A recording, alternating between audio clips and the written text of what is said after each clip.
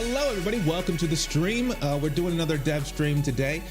We are working again on the video game that I've been talking about as of very recently.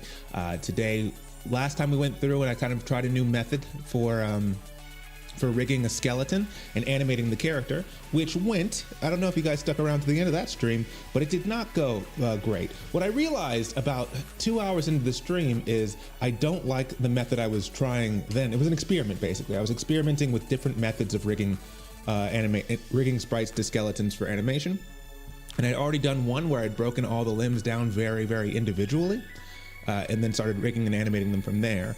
And then this second method that I was doing live on stream was where I took like a full arm and then set the bones in place, set up a geometry so they could bend it. And then it would distort the arm of the sprite and just like make it look like it was bending. And what I found out like about 40 minutes before the stream ended is, oh, I don't like this method as much for the images that I have so far. I'm sure it's something I did wrong. I'm sure it's something that'll be better eventually as, just a second. As time and skill progresses, I'm sure that it'll all start looking a bit better, but it did not look very good on the stream. The problem was I went into the stream saying, this is what we're doing today. This is what we're gonna do. We're gonna start from here and we're gonna end up with this method. And I realized, oh, okay, this isn't good. This isn't worth doing. If I weren't streaming it, I would stop. Not because it's giving up, just because it's not worth it, because it wasn't the most, it was an experiment that was like, oh, that's why I don't do it this way. But because I was on stream, I felt the need to keep going with it. And then it was just a bummer because I was like, so now I'm stuck with it, and I'll show you what it looks like in just a second. And it was not good. Somebody on TikTok asked what my pronouns are. He, him. I didn't mention him because it's not, I guess it's important to me. I guess if he called me a she, her, I wouldn't be happy about it, but I don't know. I feel like I'm the gender I look like I am. So I never felt the need to like go out of my way to mention it, but yeah, he, him. Am I drink a rakia? I'm not. That would be ridiculous. To drink a rakia ever is a decision I will never say anybody should do. To drink a rakia this big, another problem. That's a folly, to say the least. And to drink a rakia before you want to do anything. I was gonna say anything that you're like that's important, but also just stick with before you do literally anything. If you have plans to do things after drinking rakia, you made a mistake. Anyway, so we'll get started on making the level. Again, if you're on TikTok, feel free to jump over to Twitch and you'll be able to see what's happening on the screen. And there's also some nice music and etc. etc. But where's this button? Is it this one? Yeah. So here's what we're working on today is designing this level. Now, if you saw the last stream, I'll jump back over to Unity, which is where we're making the video game in. This is what we have so far. And this so this running character, this is the one that I'm actually using. And it's also still, a sketch, basically. It's not going to be by any means the final animation. What I realized is, it's hard. It's hard to make a character look like it's running, especially because you can't see the ground when you're adjusting it. You just have to tell it to move up a certain amount and then down a certain amount for that bounce. And it was very difficult to get it. It was like, the way I tried doing it at first was much easier to do and looked a lot more realistic, but I realized that it moved the hitbox of the character up and down to get that running effect, that kind of running, like that bouncing when you're running in place. To get that effect, I moved the hitbox up and down. And what I realized why you can't do that is because then it doesn't touch the ground. Like in that second when it's going up, it doesn't touch the ground. So then the box never registers itself as touching the ground, which means you can't do anything. You can't run and you can't move because all those things are programmed to only happen if the character is grounded. And so I couldn't do that one. So instead I had to do this other method where I just took everything inside the hitbox and moved it up and down. And that it was I don't know if that's the right way to do it, or because that's what I looked up, that was the way to do it. But it was so much more convoluted, I'll be honest. It was a lot more of like, you have to have a clear idea, I guess, of where everything's moving in order for that to be effective, because when I move the whole box up, everything, he stays in the same position.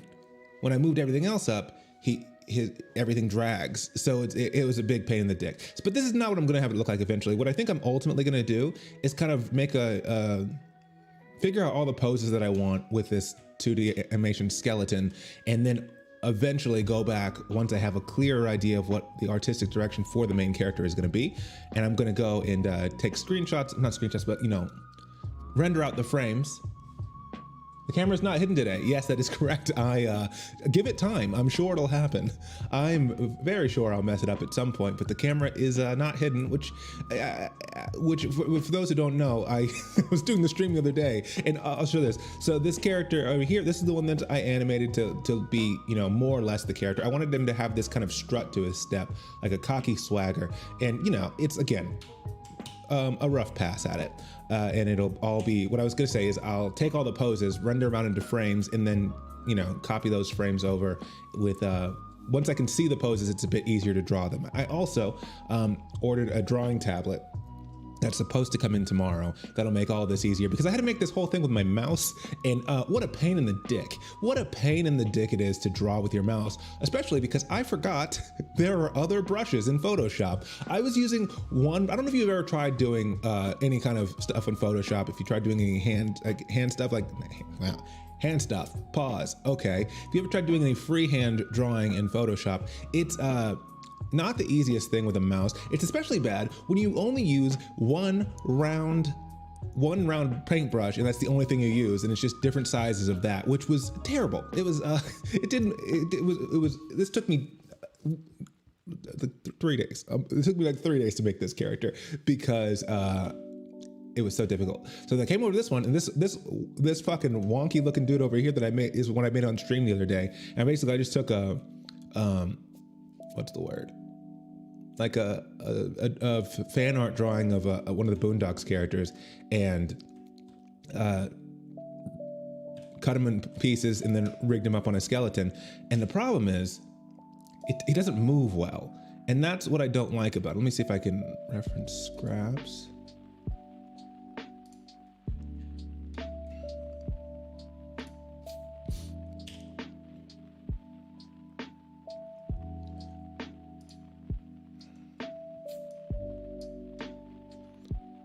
All right, so yeah.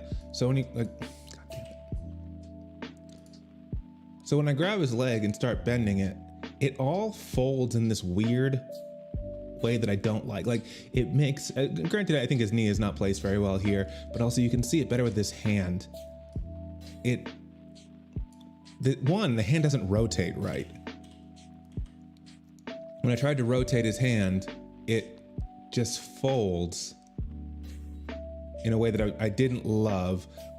And then on top of that, his elbow kind of creases, and like the way it creases, it shrinks at the elbow in a way that looks terrible. It looks really bad. And I, but it was just an experimental run, and but it's annoying because what I'd already done before that looked so much better, where I put everything on like individual hinges. And yeah, that doesn't look great because his hand's not rotating, but I can do that easily if I want to. And you might be asking yourself, why is the main character in a Karate Kid crane kick pose? The answer is because, again, the whole method of animating it was convoluted, and that was not on purpose. That was just kind of how it randomly came out. So, yeah. But what happened with the camera not being there is I was animating this ugly, hideous secondary sprite as the animation a couple days ago, and accidentally put everything in front of of my camera, of the chat. So, and as I'm talking, as I'm just with one round 100% hardness brush on Photoshop, coloring in just this hand and all this, it looks terrible, and it's all the focus is on just that. There's no me. It's just like, hey, welcome to my art stream as we do this beautiful project. But yeah, so let me turn that scale. So this is what the level mock-up is looking like for the first level, for the first time I tried it, just to make sure that I understood how the hitboxes work. And I do, so you can't go into the, for the record, also, I haven't programmed it yet to where he stops and starts running, where the motions are actually attached to the inputs. So that's why he's just running constantly. Hold on. I'm gonna just see what this is. Hold on. So this is a new feature for me, apparently. I'm just real quick on TikTok. When you ask if you can go live and host with me, what does that do and what is the purpose of it? Because it sounds like something I don't know why anybody would want, is for a random person to just start streaming with them at the other person's choice of when to start, as opposed to the person that's hosting the stream. If I'm misunderstanding that, I am willing to try it, but I don't exactly know what it is. Because I only started streaming again on TikTok like last week, and when I did it last summer, that feature was not there. Anyway, yeah, so that's what this level was so far. It's just this little short section here to just get a feel for how to implement the hitboxes and get an idea for what a level could look like, designing a bar. So that's what we're doing here. So now I've done is I've gone and I've made this double as long, and this is just one section of it. So this will be the entrance where we're starting off, the cafe section, so that I'm gonna redesign this level to look like it's more of a cafe. Another thing that you'll see that I did is I moved the floor up and the wall up so that it looks like there's more depth automatically. And I feel like that'll make it better for giving a deeper look. But here it's just kind of like flat. There's not a lot going on. And what I like is this this parallax that you get from the different levels. So how I'm going behind this beam, and the beam and the tables in front are moving at different speeds than the character, and they're moving at different speeds in the background. Same thing with the window. What's going on outside moves at a different speed than everything else as well. Are they the right speeds? That's a completely different question. That'll be worked out as I fine tune everything, but I just wanted to make sure that I knew how to do it. But what I realized is it just feels kind of flat because when you're inside, there's not that many different layers if the floor is at this depth. So I moved the floor up so that it is now a deeper room that we can go through, and working on individual layers for it. Haven't started on this version of it yet because what I've been doing so far is working on this bathroom, because I don't think I can. Let's see if I have enough memory to open this. Is it storage PSB? Let's see if this actually opens, because I was making this all and I was like, oh, this will work. And then I realized the document was so big, it crashed Photoshop every time I tried because there wasn't enough virtual memory, I guess. Which is odd because my RAM said that it was barely being used, but apparently Photoshop uses scratch disks, and I don't completely comprehend what those are. So let's see.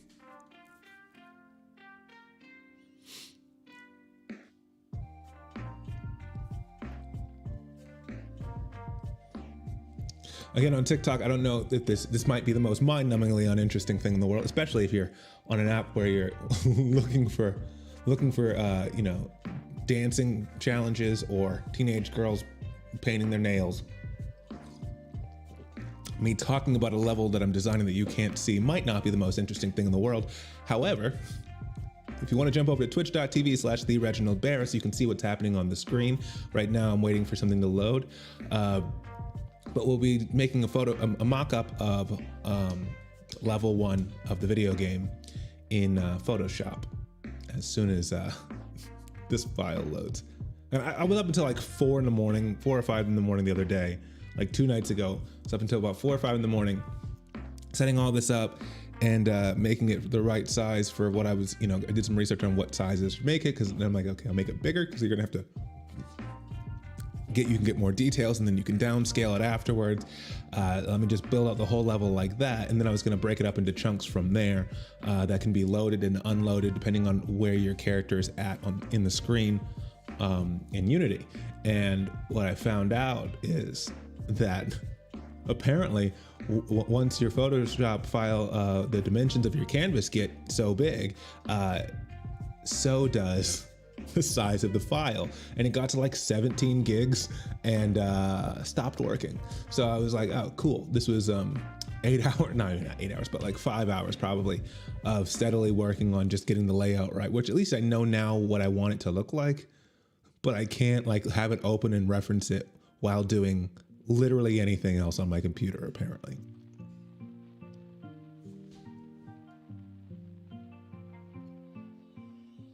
Still frozen, by the way. Like other programs work, but Photoshop might have just crashed.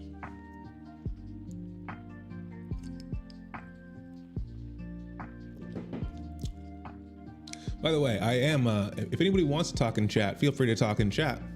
We can also, take the conversation in different directions, see what you guys want to talk about, how things are going with you, where you're at with coronavirus and regulations and all those things, or just whatever you want to talk about, really. I'll be working on this project today. Here we go. And I'll be describing it as I go along, but that doesn't have to be the only thing that we talk about if that's not the only thing that's interesting. So here's what the basic design of the level is going to be. It'll be adjusted a little bit horizontally because I've made a clearer idea. So you'll start here in this level. You'll start right here. I'll make this look like an entrance, and then you'll come here, and then this section is twice the length of what we just walked through in the game.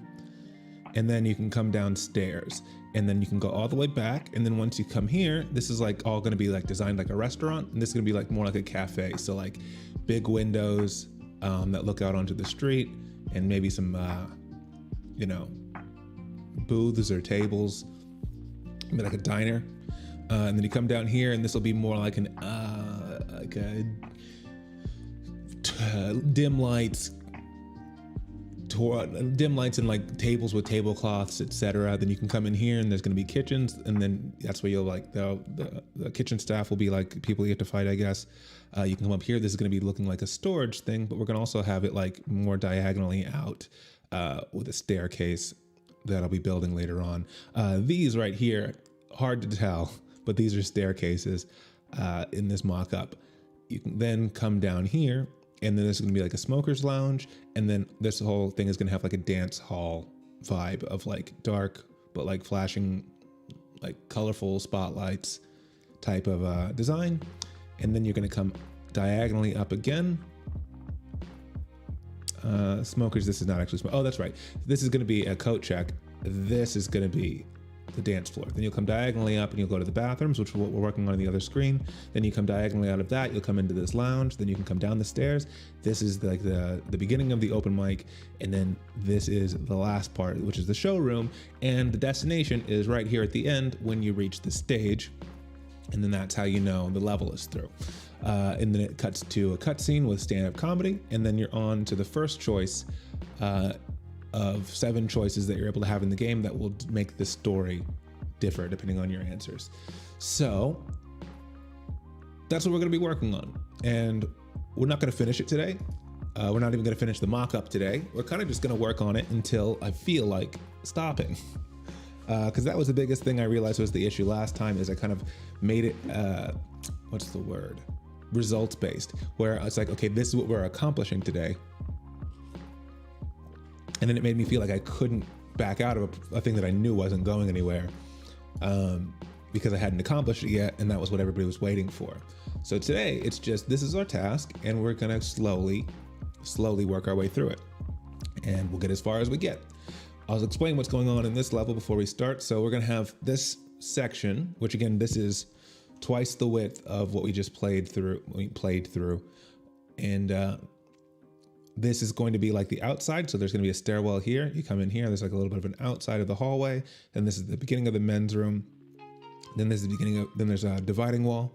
And then you're gonna go into the women's room. Why is there a dividing wall that you can go through the door between the men's room and the women's room? That's a weird bathroom, isn't it? Yes, it is, but I didn't want to make dead ends, so fuck it. That's how it's going to happen. And then we'll have a hallway here and then up the stairs. So the main thing that I want to do is kind of make the bathrooms have personality. That's what I'm trying to do so far. So I've got these sinks in the foreground, filling up most of that space. The black is the ceiling and the floor. I need to fix that in a second. I want the men's room to be dirty and grimy. That's why there's a guy passed on the floor. This baby does not belong here. Let me get rid of the baby.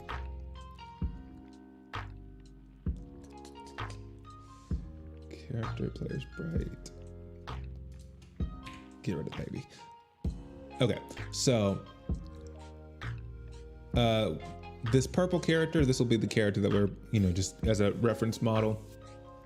You come in the bathroom, we're gonna have like the door this isn't gonna be exactly where the door is at. We'll be adjusting that in a minute. But it'll be like shitty and hanging off its hinges.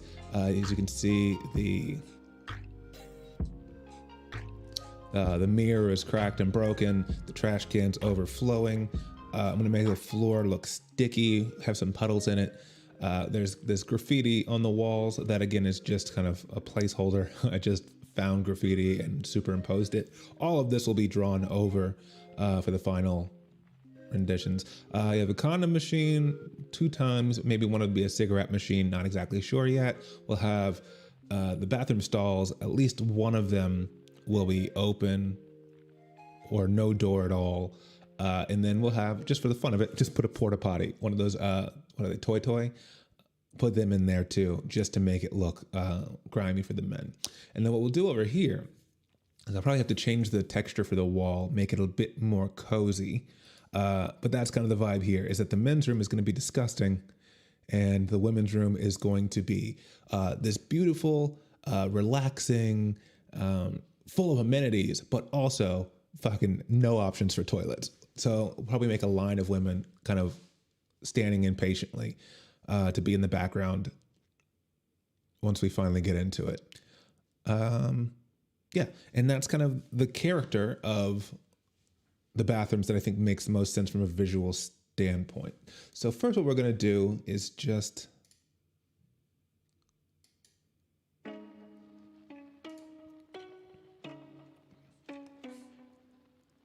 this is so unorganized. Let's see. Okay, ceiling.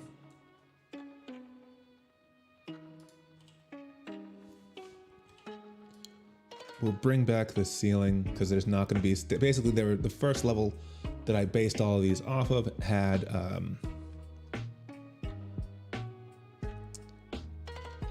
close that.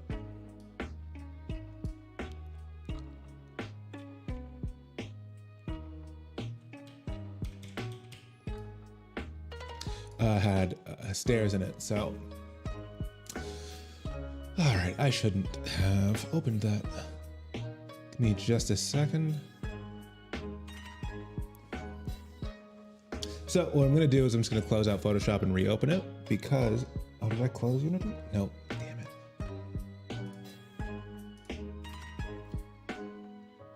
Because what happened is opening up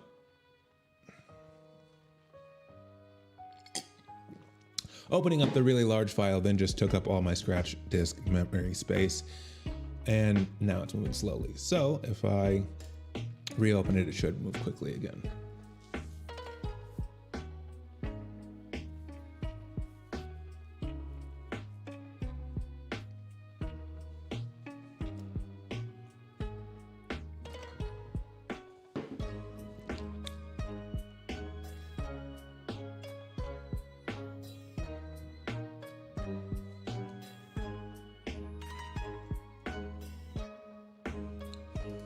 All right, so we'll put ceiling back, we'll put floor back,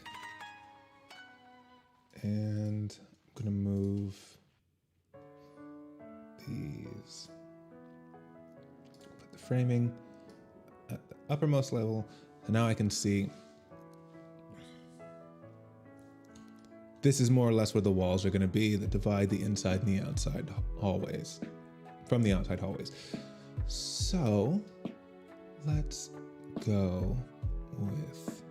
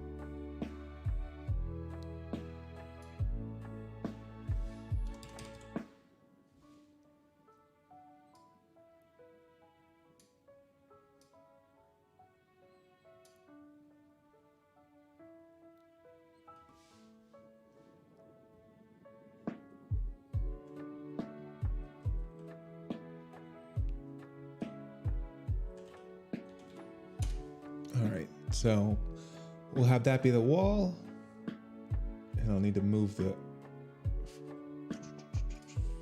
wall a little bit.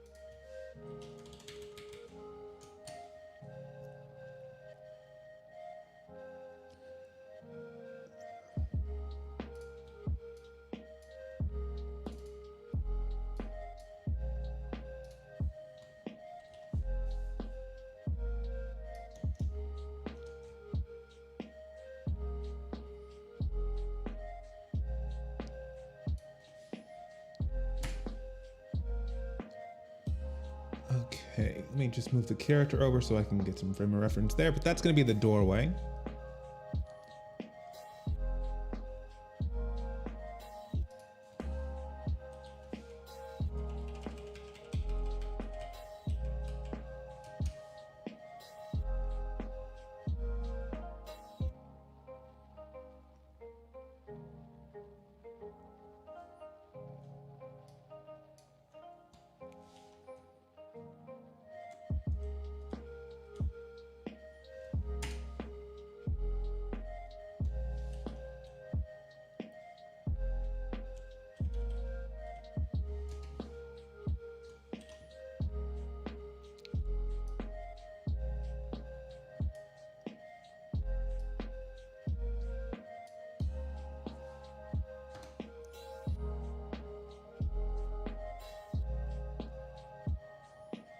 All right.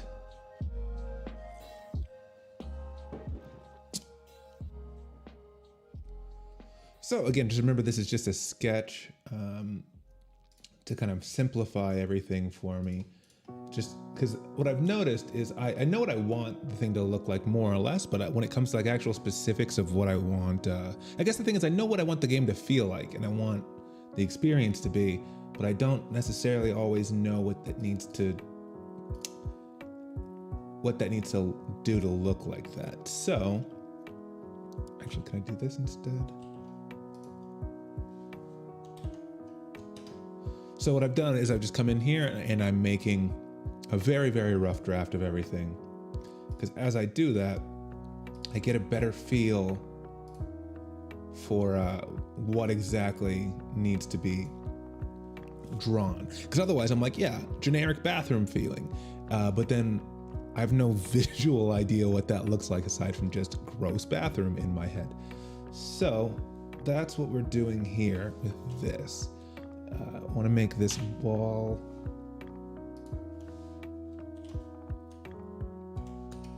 I want to say parametric, but I don't know if that's the right word, but just have a little bit of a 3D view to it. So basically what I did is I just took the lines that are on the floor for this checkerboard and made it go parallel with those, because then it's going to have the same kind of feeling of depth as the floor does. Looks like I might have been off a little bit. Let's see. Come on, you can't. I might not fix it if it just disappears every time I try to move it. There. So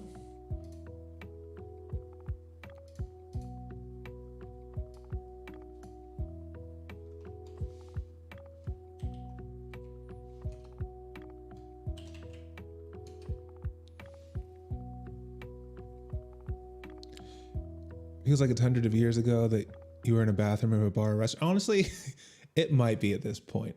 Also, Armand says, what's up? Not much, man. Just working on designing the first level of a video game that I'm slowly, steadily developing. If you want to see what it's a rough draft, obviously, but if you want to see what the progress looks like, feel free to jump over to twitch.tv/TheOriginalBears. The links should be in my bio, and you'll be able to see what's on the screen as I do this. I know I'm getting quiet at times because I'm just kind of focusing more than I am talking. If you guys want to keep talking in chat, just keep shouting things out, and I will do my best to respond to them, and that'll be a much easier way of keeping a conversation going than me trying to figure out what to narrate while also trying to problem solve and visualize all this stuff. Because again, I'm not much of an artist. You'll notice as soon as you go over to twitch.tv/TheOriginalBears.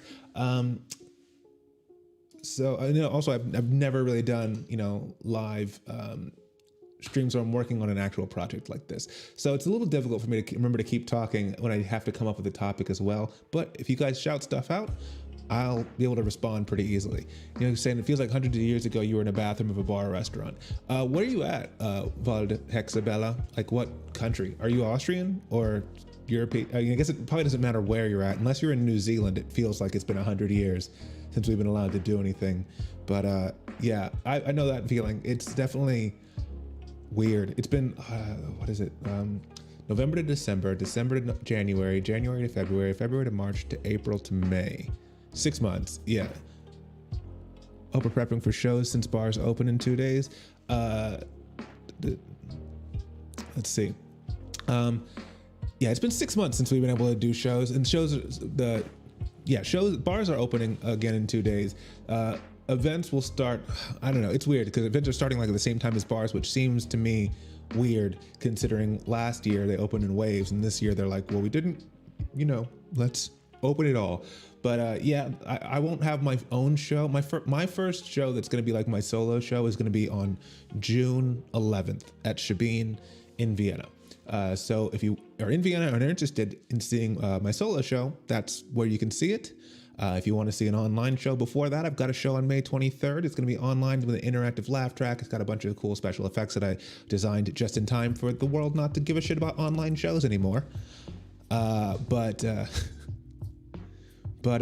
so I'll be doing the open mics around town as they happen, but God, is it a pain in the dick, because I haven't been offered a vaccination yet. So and also I was responsible and I never got sick because I didn't really go outside for the last year, like I was told not to. So my friends who either one of my best friend has asthma because he lived in a fucking dank basement for several years in a flop house from a bunch of punks in a punk collective. And because of that, it fucked up his lungs and now he has asthma. So because of his poor life choices, he got a vaccination offered to him quite early and didn't put my name down as one of the people that he was allowed to put a name down for because he's considerate as well.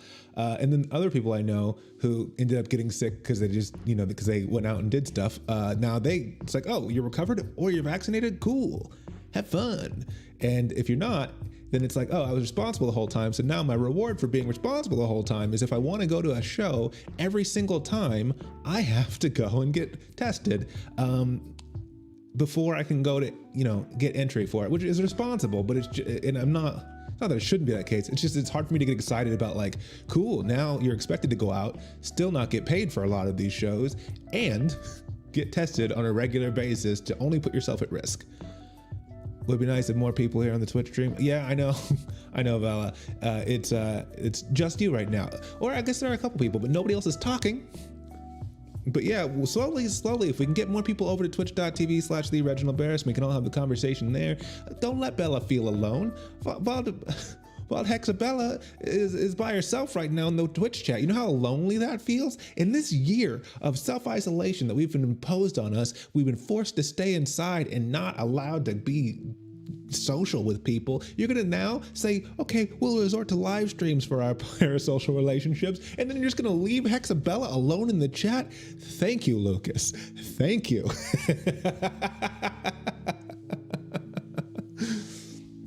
By the way, let's see. Also, Armand, you said that you didn't know that I do this kind of stuff too, which I didn't. This is a new task for me. This is a new project. Basically, during the lockdown, I started looking for. I realized I don't have any hobbies, which is not great. Because I don't have any hobbies, I was like, how can I find ways that I don't? Because I just throw myself into comedy full on, and or whatever it is that I'm doing at the time. It just happens to be comedy now. But like when I was a musician, all I would do is music. When I was writing, all I would do is write, and it made it wasn't great for like a good sense of like, oh, you're happy and enjoying life in balance, because it was always about, I gotta work, I gotta do this, etc. So I was like, okay, well, if I don't have hobbies now, what can I start that could be a hobby? And that's, as this quest started, then I eventually realized that a video game development course could be fun. And then, because again, I'm really not good at hobbies, I just decided, oh, cool. Now I can do this as a job, or not a job because nobody's paying me for it at this point, but like I could make it a project that I could eventually sell, which really defeats the purpose of making a hobby if ultimately I still end up trying to make a career out of it, or try to make it a job at some level anyway. To answer your question, what kind of game will it be? It's going to be a 2D platformer side scroller. But but it's going to be based off of my stand-up comedy specials or show, and I'm I'll be making a comedy special to accompany it. And basically, as you go through each level is going to be based on one of the jokes from the comedy special. As you complete levels, you unlock those sections of the comedy special that talk about those things. So instead of like I'll have one level that's about getting arrested, and instead of just hearing a joke about getting arrested, you'll be able to kind of experience the whole like running with the cops. And obviously it'll be changed for the sake of making it a game. It can't completely be autobiographical, but that's kind of the vibe of it. And on top of that, I also plan to make it have to where you get presented 7 choices over the course of the game, and they have consequences for how the story progresses. And it's going to be kind of set up in a Groundhog's Day loop type of thing, where you end up, there are 8 different endings for it, but you kind of go in a loop so you experience all of them before you get the true ending.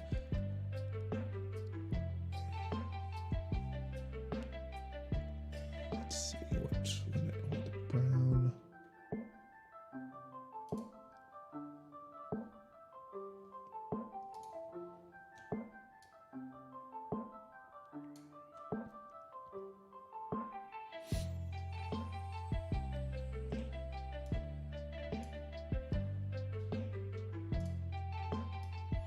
I know the feeling at the beginning of the pandemic, I just drank every day, and that's not much of a hobby. No, that's not much of a hobby indeed. But I get it. At the beginning of the pandemic, will it be for PC, mobile, or where can you play it when it's finished? It'll be a while before it's finished, but what I think I want to do is release it for PC and then port it to the Switch. I need to find out exactly how much work that entails, but I think there's a decent amount of work, obviously. I'm not going to try to underplay how big the undertaking is, but I feel like if I can get to the point where I can figure out how to make it a viable game for a PC, I have a feeling that the changes that need to be done to make it on Switch might take a few months or something like that, but it won't be too hard. So I want to port it for that. One, because I have the Switch, so I know what it feels like to play on that, and I can test it very easily because I have a controller.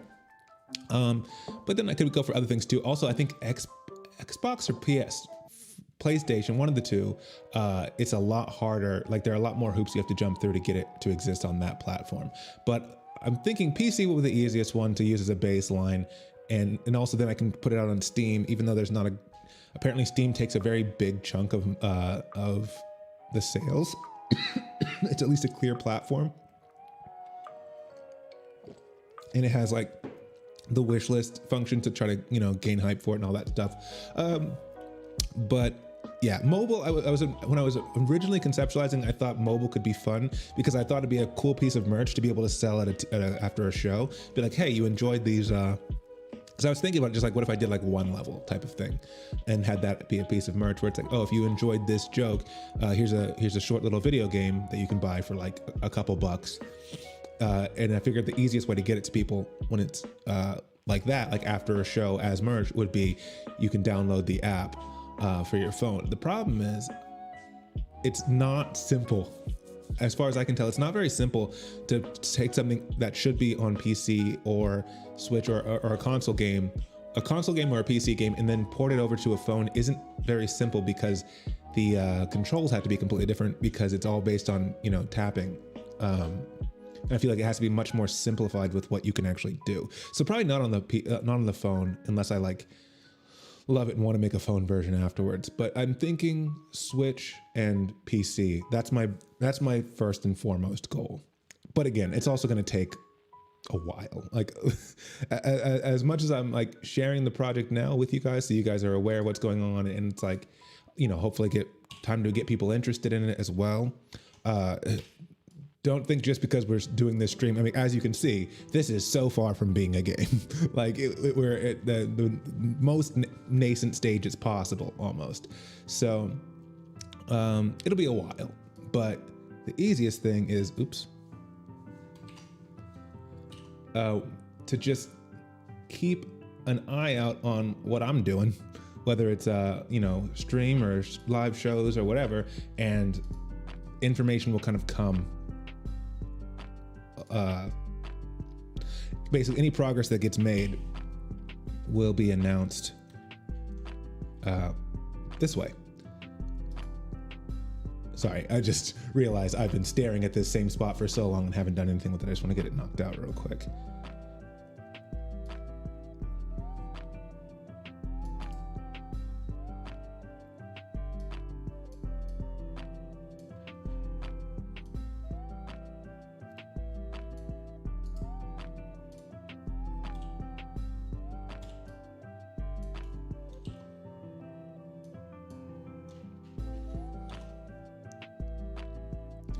But yeah, sorry.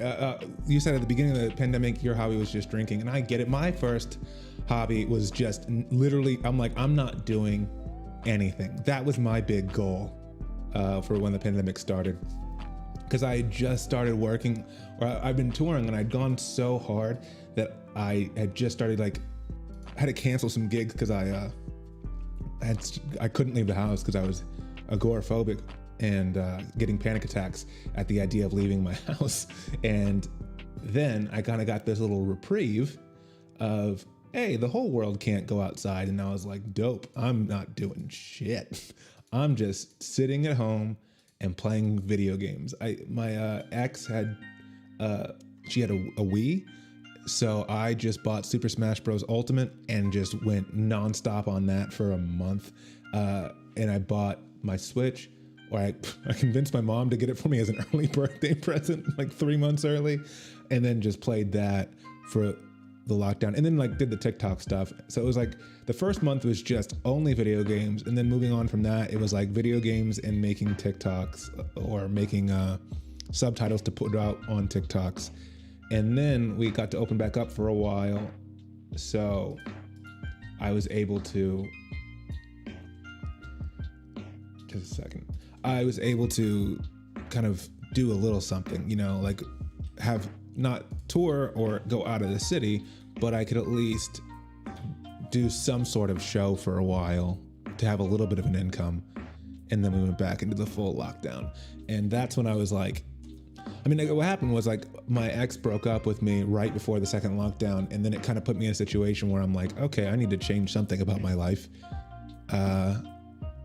what can I do? And that's when I started just reading a lot about, and like trying to embracing things that I don't know, and putting more of a focus on like learning how to change things, and learning new skills, learning new attitudes that can hopefully make it to where if we do have a pandemic like this again, hopefully I'll be in a better situation. I have a few friends who, because we were like all doing decently financially from touring before the lockdown hit, and then it hit, and it's like some of my friends are like, yeah, but like we were doing well, like, and blah blah blah. It's like, yeah, but like we were until a pandemic hit, and then we realized, oh, I guess we couldn't survive that if there, with no, like, I don't know. I kind of feel like, and this is not saying, I did not do well during the pandemic financially. I really only kind of made it as well as I did because of government assistance, which didn't even fully cover or still doesn't fully cover my expenses. And if I didn't have any of that, I would have run out of money 2 months in, 3 months in. And it's hard to say like, yeah, I'm doing well with my comedy career when a couple months of not being allowed to work can put you at completely broke, So I want to get to a point where I can keep that from hopefully happening again, which is easier said than done.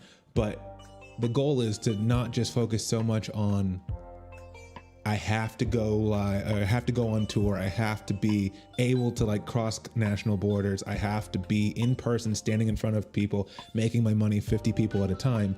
How can I instead diversify, and like have like some stuff that I do on the internet, or some stuff that I do, it's like if I can make a game that's a passive income, or if I can like, publish one of the books that I wrote, or if I can release not Netflix, that's optimistic, a comedy album on Spotify, so that's a little bit of passive income. How can I like build up different things and hopefully gain an audience that cares about those things, so that I don't have to worry about going completely broke if anything, like if I break my leg and can't tour for 2 months or whatever.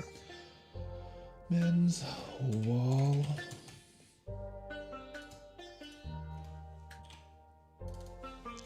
Ladies wall. Important. You got to keep things organized because there are so many layers. It's already feels so unorganized. So yeah, let's see. For me, I started sewing and hand embroidering masks, but then everyone had to use those medical masks, and I also started gaming again. I love it. I love the idea that you just gamed for like a month. You're like, fucking, the world's ending. Who gives a shit? I'm not gonna fucking whatever. And then one day you had an epiphany and you're like, you know what? No, I'm gonna take control of my own life. I'm gonna get out there. I'm gonna do something productive and proactive, and I'm gonna make the best out of this situation. Sure, 2020 may have handed me lemons, but I'm gonna make lemonade, all right? I know how to sew. I know how to embroider. I'm gonna make my own custom mask, because you know who needs a mask? That's right, everyone, okay? $1 million business idea. And you start doing that and it starts doing well. And then the government's like, oh, by the way, it has to be an FFP2 mask. And you're like, well, fuck that. Where's my switch? Where's my switch? I don't know why I bothered in the first place.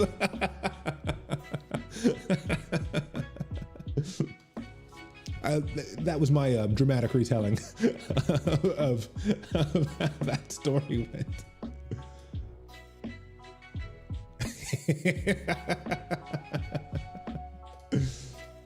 Man, that sucks.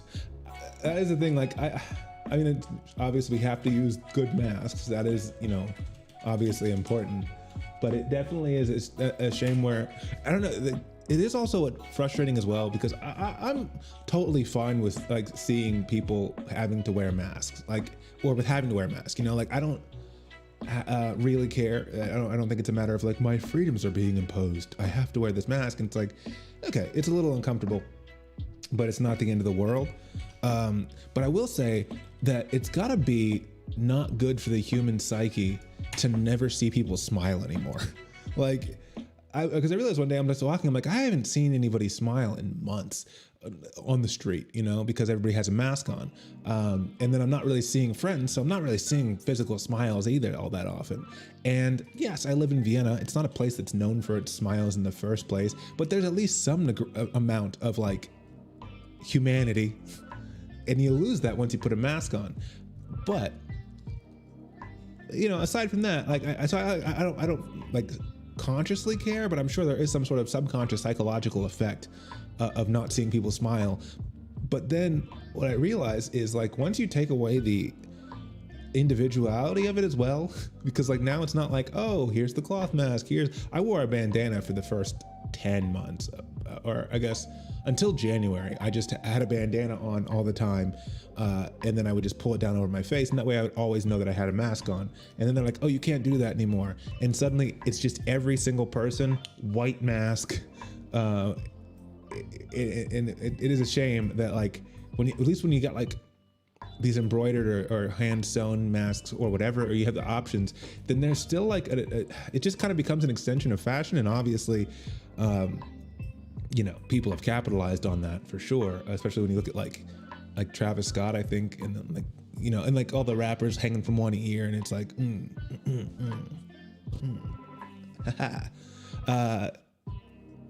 but at least like, I don't know, it's kind of like, again, making the best out of a bad situation, and like, well, how can I find some individuality as we cover up our faces?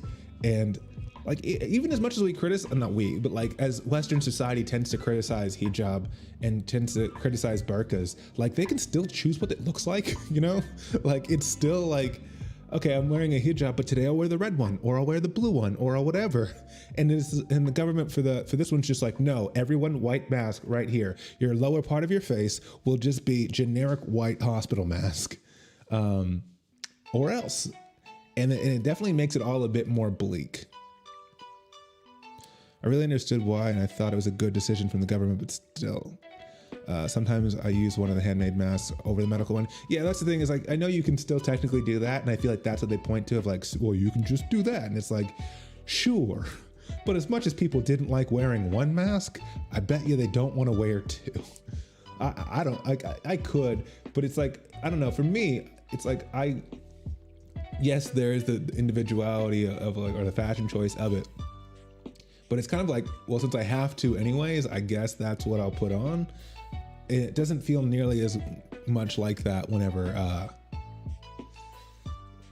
it's like, oh, well, I have to put on one, so let me put on a second one so I feel individual. Then it just feels real try hard. That might just be me. All right, what am I trying to accomplish here? I need to put this door somewhere, and I don't really know where I want it.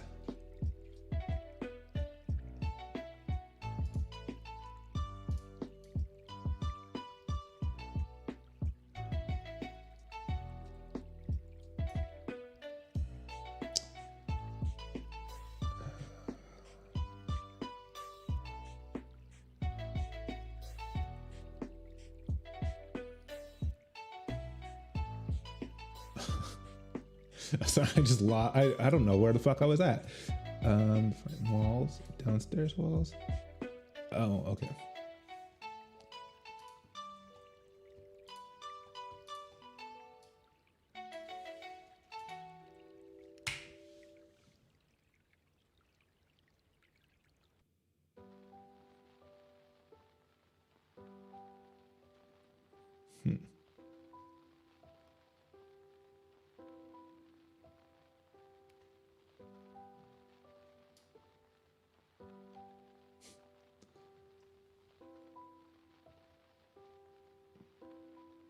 All right, I don't know where I put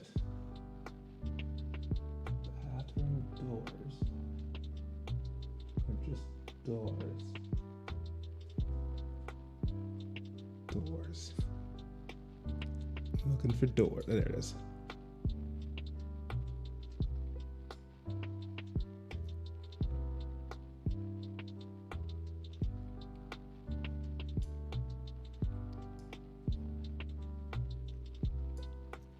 There we go. So, what if I take this door?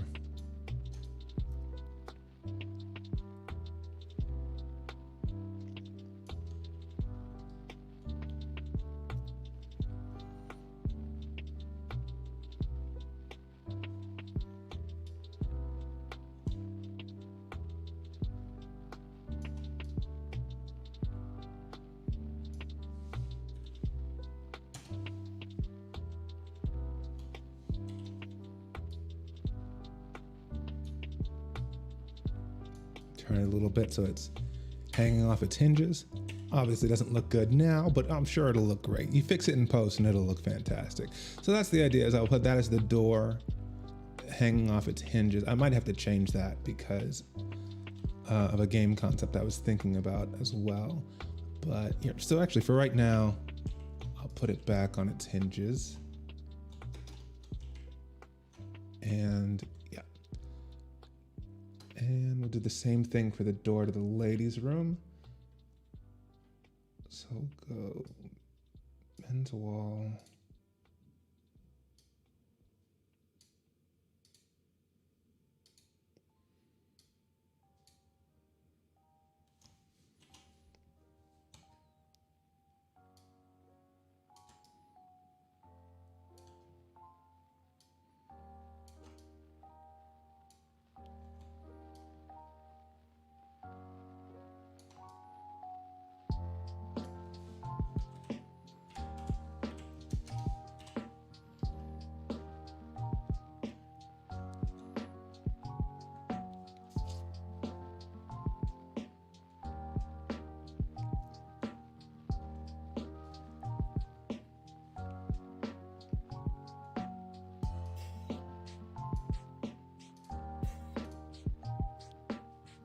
Gotta go. All right, well, take it easy, man.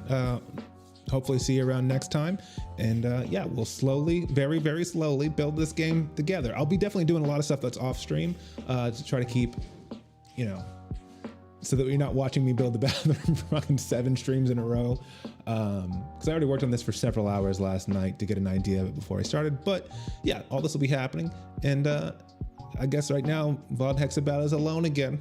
So there are a few other people in the stream, it looks like, but nobody's talking, all right? You guys are all lurking, which is weird, which is weird because I'm not saying anything very interesting and the art looks very, very bad.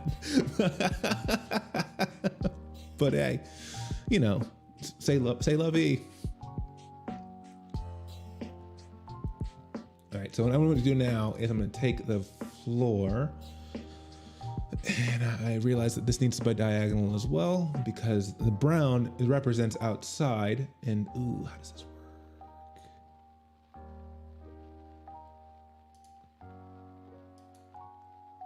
work? The brown represents outside and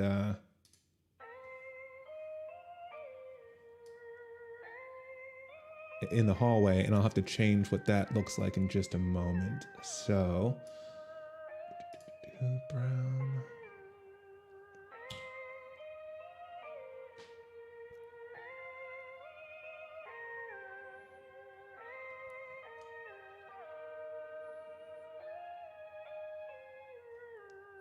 Let's take the floor.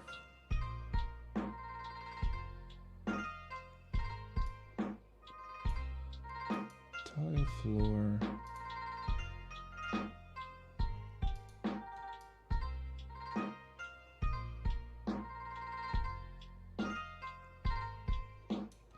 What the fuck just happened?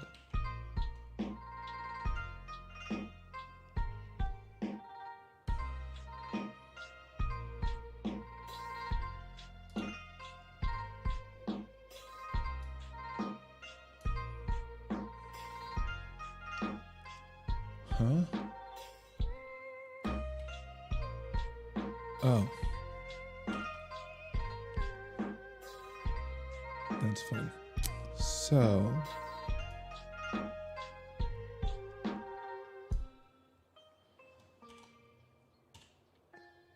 what games do I like to play? Question for everyone watching.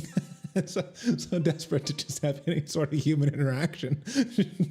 Just like, please, somebody, what games do you play? I need to know. I'm so lonely and bored. Well, I don't know if anyone will answer you, but I'll answer you. What do I like playing? I like playing, hold on, I can actually pull up.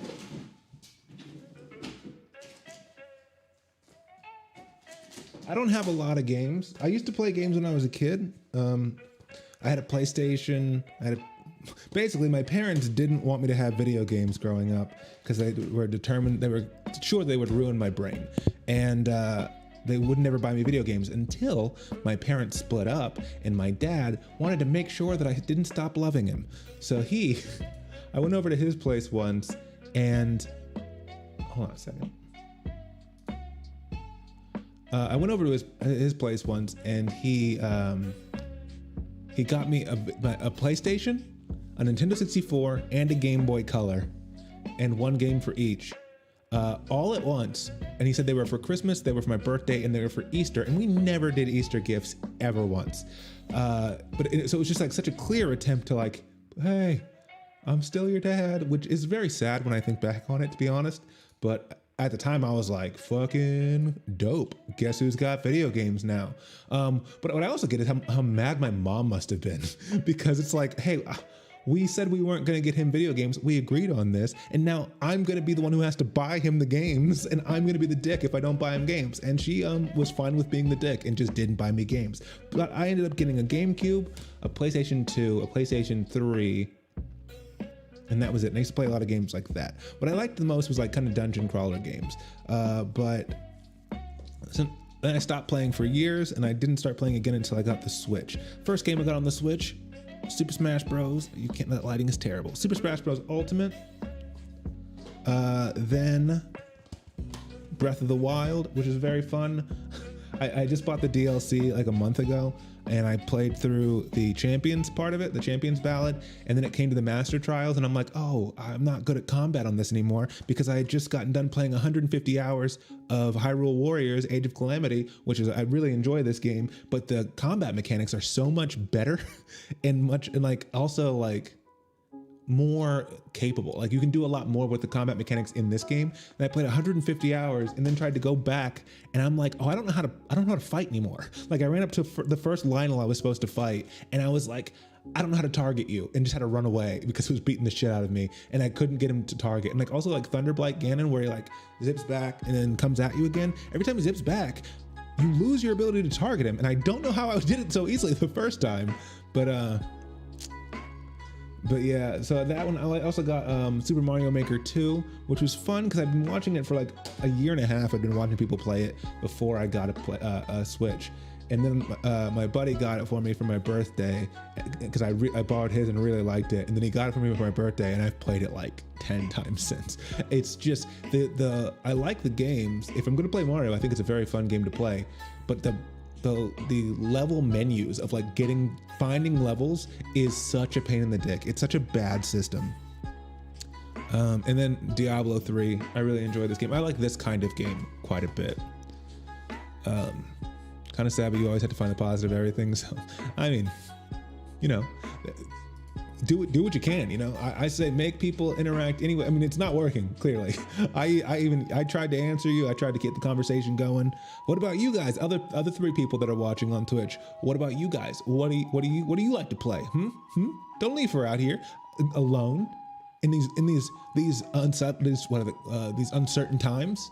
These uncertain times where we're already, depression and anxiety and mental health issues have increased by like 200% in the last year. People are going through rough times because they've been forced to be alone and living in isolation when we are very social creatures, human beings.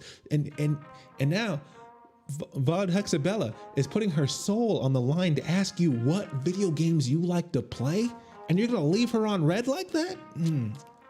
You're bad people. You're horrible people, and I hope you never sleep again. All right.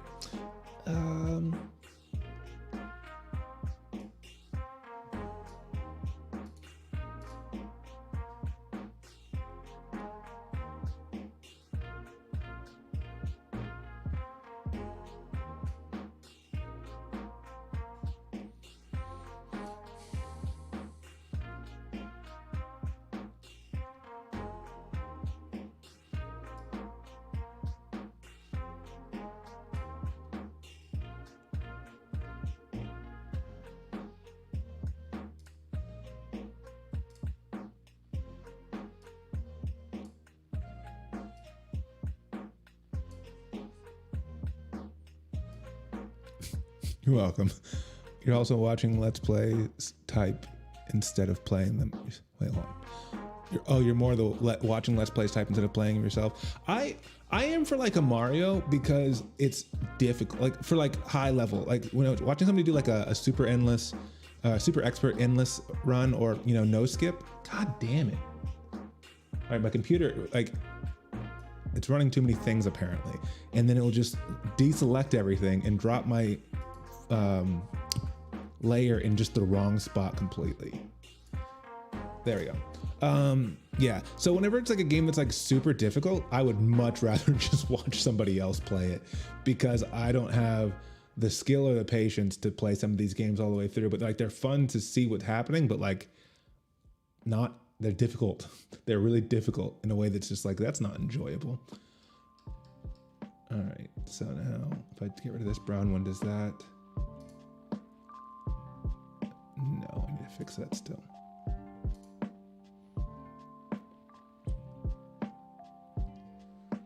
Tile floor, lasso tool.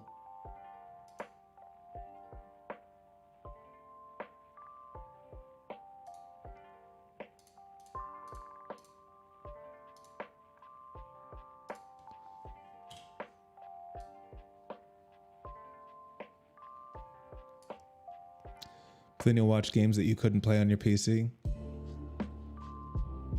Why couldn't you play them on your PC? Is it just not fast enough, or you just don't have them?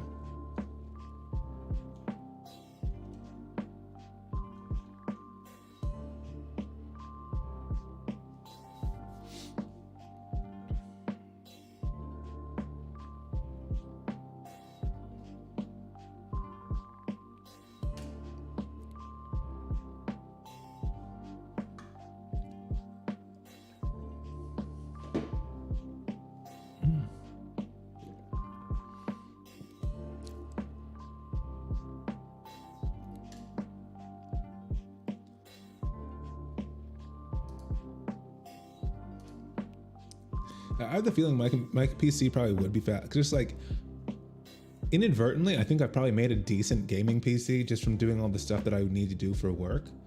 Like pretty much all of my money goes back into some sort of project like this.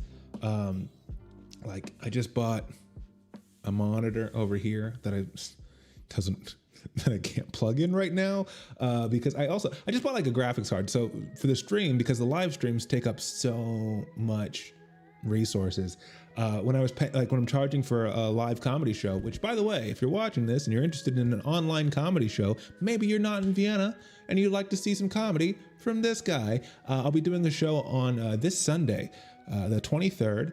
It's got an interactive laugh track, which if you're on Twitch right now, you can already test out the interactive laugh track. If you type in haha or LOL or hi or boo or any of those things like this, then let me make sure it's working. It might not be. Oh, it didn't go through Twitch for some reason. In theory, I don't think I set it up right. Connect, and connect. Let's try it now. Yeah. So if you type in like any of those things, you won't be able to see it on TikTok, but if you're on Twitch or on Facebook or YouTube, wherever you're watching right now, if you type it in on Twitch or YouTube, that laugh track pops up. And that's how we do the interactive show, where it's got, a laugh track. It works with emojis. It works with all kinds of things, like 1,400 different keywords that can activate it. The link is in the description, should be in the description of the Twitch stream. And yeah, it'll be a fun time. Why did I bring that up? I don't know. I mean, it's worth it. It's worthwhile for sure. Oh yeah. So for these shows, especially because there's a ticket price on them, you can't just give people a shoddy stream, which is why I spent so much time and effort making them high quality. And I don't know how it turns out right now for this multi-stream, but it's very good whenever we're doing the actual show. But I broke down and I was like, okay, I've almost made my money back. I spent like a couple $1,000 on equipment since the lockdown, and I was like, I'm almost broken even on that one, and I'm hitting a limit on what my computer's able to handle, so let me buy a graphics card. So I bought a new graphics card for like 250% of what the MSRP was. So like the manufacturer retailed suggested retail price, which is like how much, you know, the manufacturer says it should be worth. But because of all the douchebags mining cryptocurrency, that's not the price anymore. It's all these people who like can afford it because they're mining a bunch of fake money. And they're like, yeah, let's inflate those prices. I don't give a shit because I need 10 of these things. So it cost me like $670 for something that cost like $250 when it was new 2 years ago. And I got it and I'm like, but at least I have the upgrade. And what I immediately found out is that the version I bought only has 2 inputs or 2 outputs for screens. So I bought another cable tomorrow, and hopefully if I use a DVI cable, I can get the 3rd monitor. But yeah, what a pain in the dick. But yeah, so like with that graphics card, with the new screen, I've got a drawing tablet coming in the mail tomorrow. So I can work on this project. All this money kind of goes back into updating my PC, generally for like making more videos and editing more effectively, or streaming right, or you know, all these types of things. And in doing that, I think it's probably made my PC very good at games. But I just like the games that require that level of like processing, like if like a Valorant or a Call of Duty or a CS:GO, where it's gonna like where it matters and like you want to see how beautiful the game is. I just don't think I have the skills for those types of games. I think those types of games are gonna take a lot of like I've never been good at first-person shooters. I've never been interested in first-person shooters, but it's like real fast twitch, fast reflexes that I don't have anymore at 30. So I did a human benchmark test like a week or 2 ago, and it was, I think I closed it. Nope.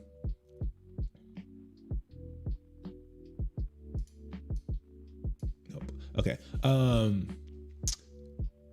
What was I going to say? I took it has like a reaction thing where the screen turns green and you have to click on it as quickly as possible to test your reaction time. And I was in like the bottom 13% of it, like, or percentile of it. I was so bad at fast twitch stuff. So all the games that like really require all this, like, you know, the beauty of how it's rendered and where the ray tracing is important and all that stuff is just not games that I'll probably ever want to spend money on, because I'm not going to be good at them, which makes them not fun. What am I looking for? Middle distance.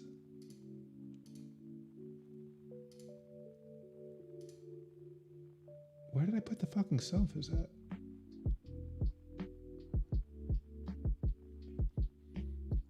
Framing, on point, player level, sofa.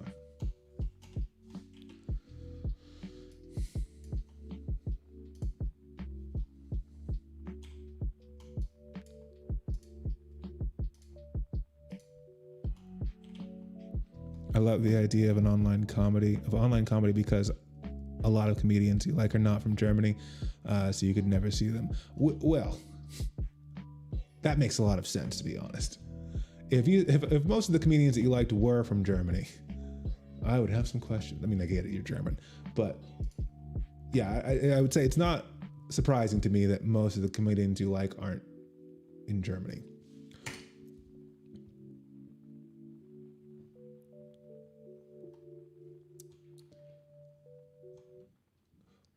What part of Germany are you in? Don't get too specific, but like, just because like whenever touring happens, Germany is one of my favorite countries to tour in. So whenever, you know, I'm allowed to again, I'm sure I'll be returning. I would go to Munich a lot, Stuttgart, Hamburg, Frankfurt. I haven't been to Hamburg actually. Frankfurt is what I meant to say. Nuremberg. Karlsruhe and Ulm are all cities that I would go to very often and had to cancel shows in whenever the lockdown happened.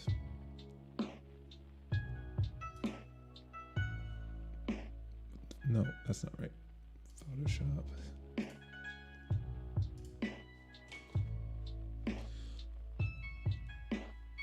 So yeah, I mean, if you're in one of those cities, you might be able to see me in person someday. If we ever get to do that kind of stuff again.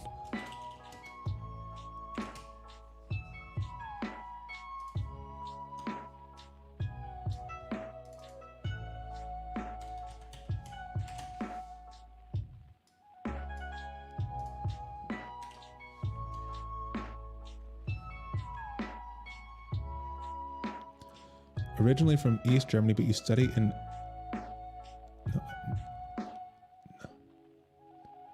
NRW. I'll get it. Hold on. Nordrhein-Westfalia? Is that right? That's it. Cologne's not far. I haven't done a show in Cologne yet. It was on my list of places that I was trying to reach. I don't think I ever nailed down a date yet, but I would like to do a show in Cologne. I just have to figure out like logistically, because it's not close to the other cities that well, that's not true. It's not close to the other German cities that I perform in, but it's not far from Luxembourg or Belgium. Kind of, you know. Hold on.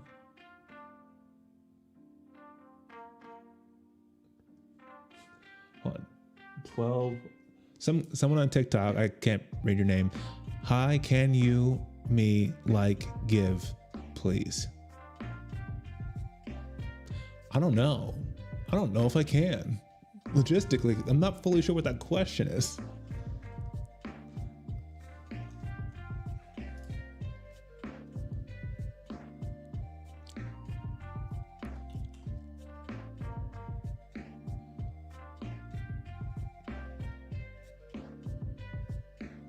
Player level light fixtures. I'll just move it.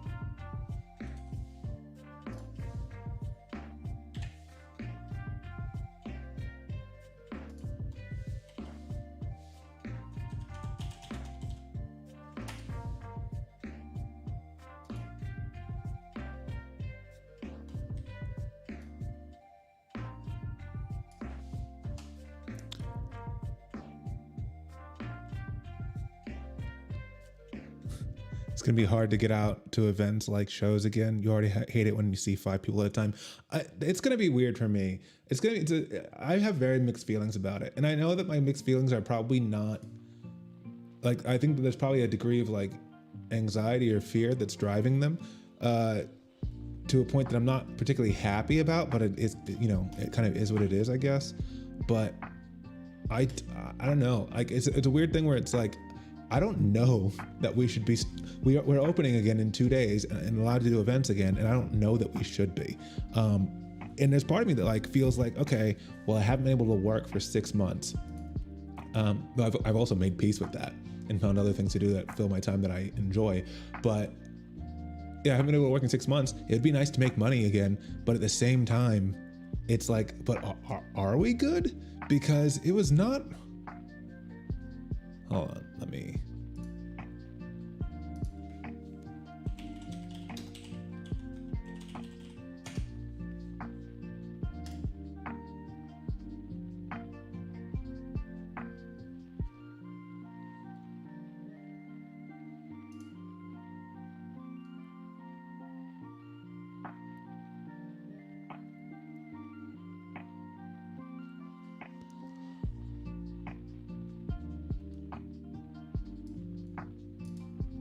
Okay, this is what I'm looking at.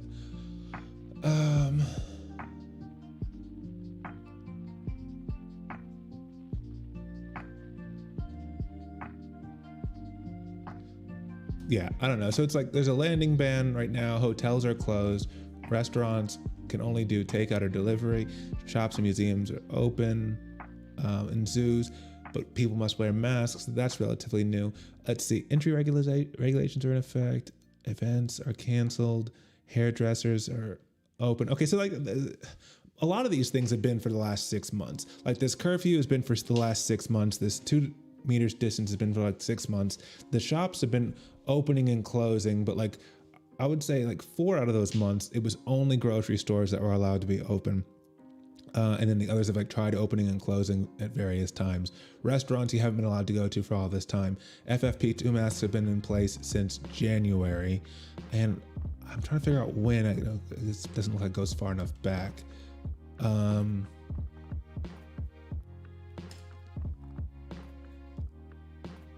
But there was for a long time, and I don't know when it stopped because I just stopped reading all these regulations for a while. For a long time, it was like we had the curfew, but also you just weren't supposed to leave the house at all.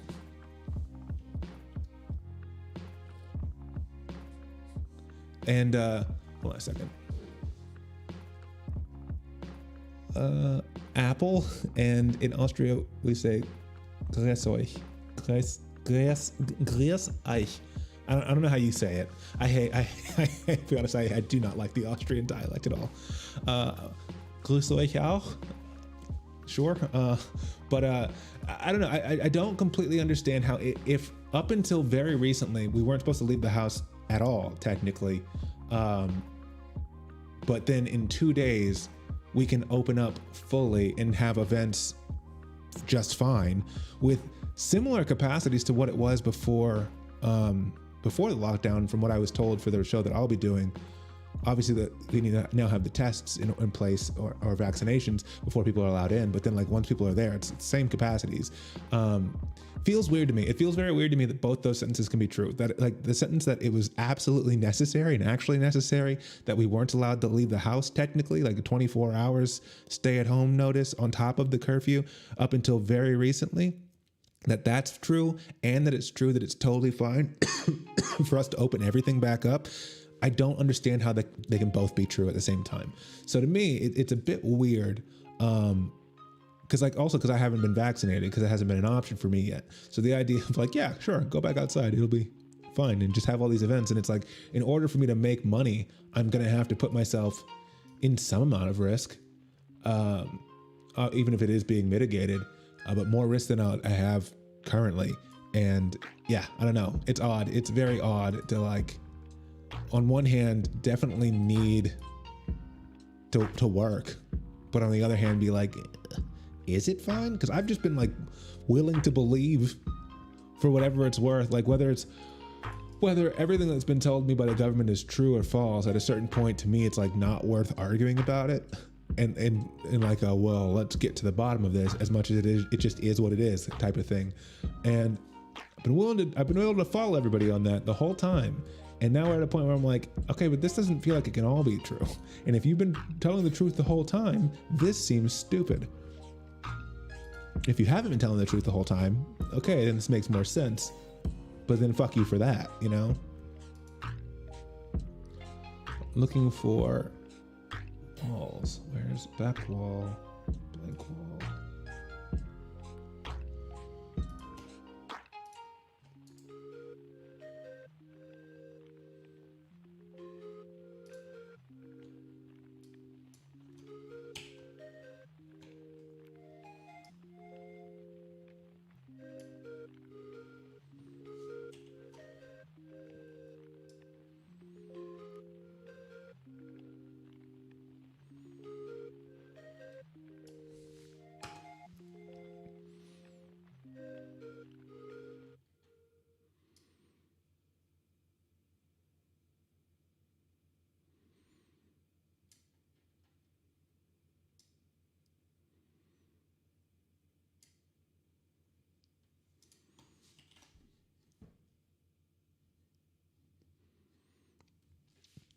Everybody on TikTok, what's up with you guys? Where are you from? One's in Austria. One person said Apple. The other person explained to me Austria's horrible, horrible dialect.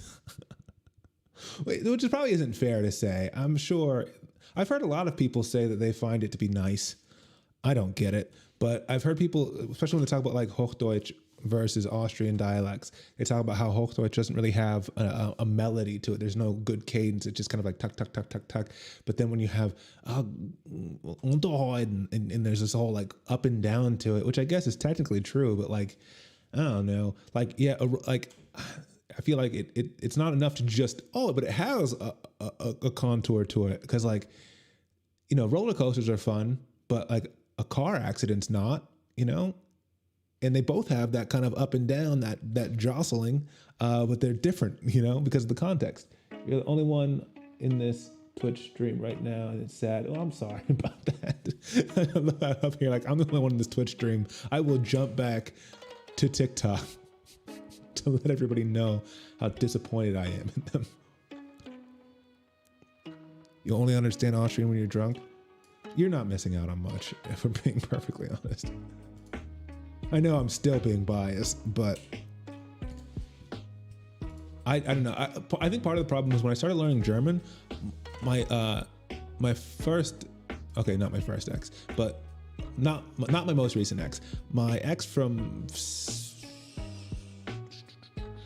9 years ago, she was the German teacher at my school, and she was German. So she was in the States on a Fulbright scholarship so that she could teach and at my school. And she was from Kiel. So where's that again? It's not, that's not Nordrhein-Westphalia, is it? No, Kiel is from, where's Kiel?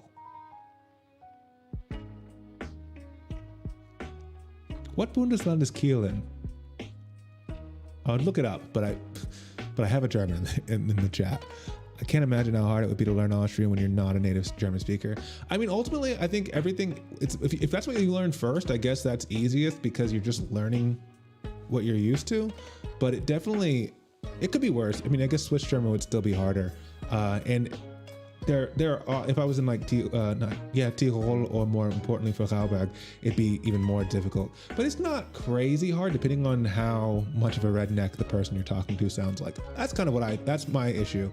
I don't hate the Austrian dialect, but it sounds a lot like farmers to me. And that might not be fair, but like I feel like Austrian German compared to Hochdeutsch is like Texas compared to the Queen of England, Schleswig-Holstein, that's right. So she was from Schleswig-Holstein, and just had a very, very minute dialect, or I guess a little bit of a northern dialect. But like, according to her, Hanover had the least amount of dialect, and then right afterwards was Kiel, according to her. So that's why I started learning German first, and I really liked the sound of it.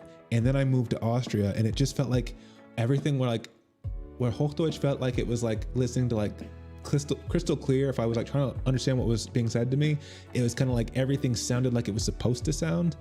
And then switching over to Austrian German just sounded like you were listening to mud instead.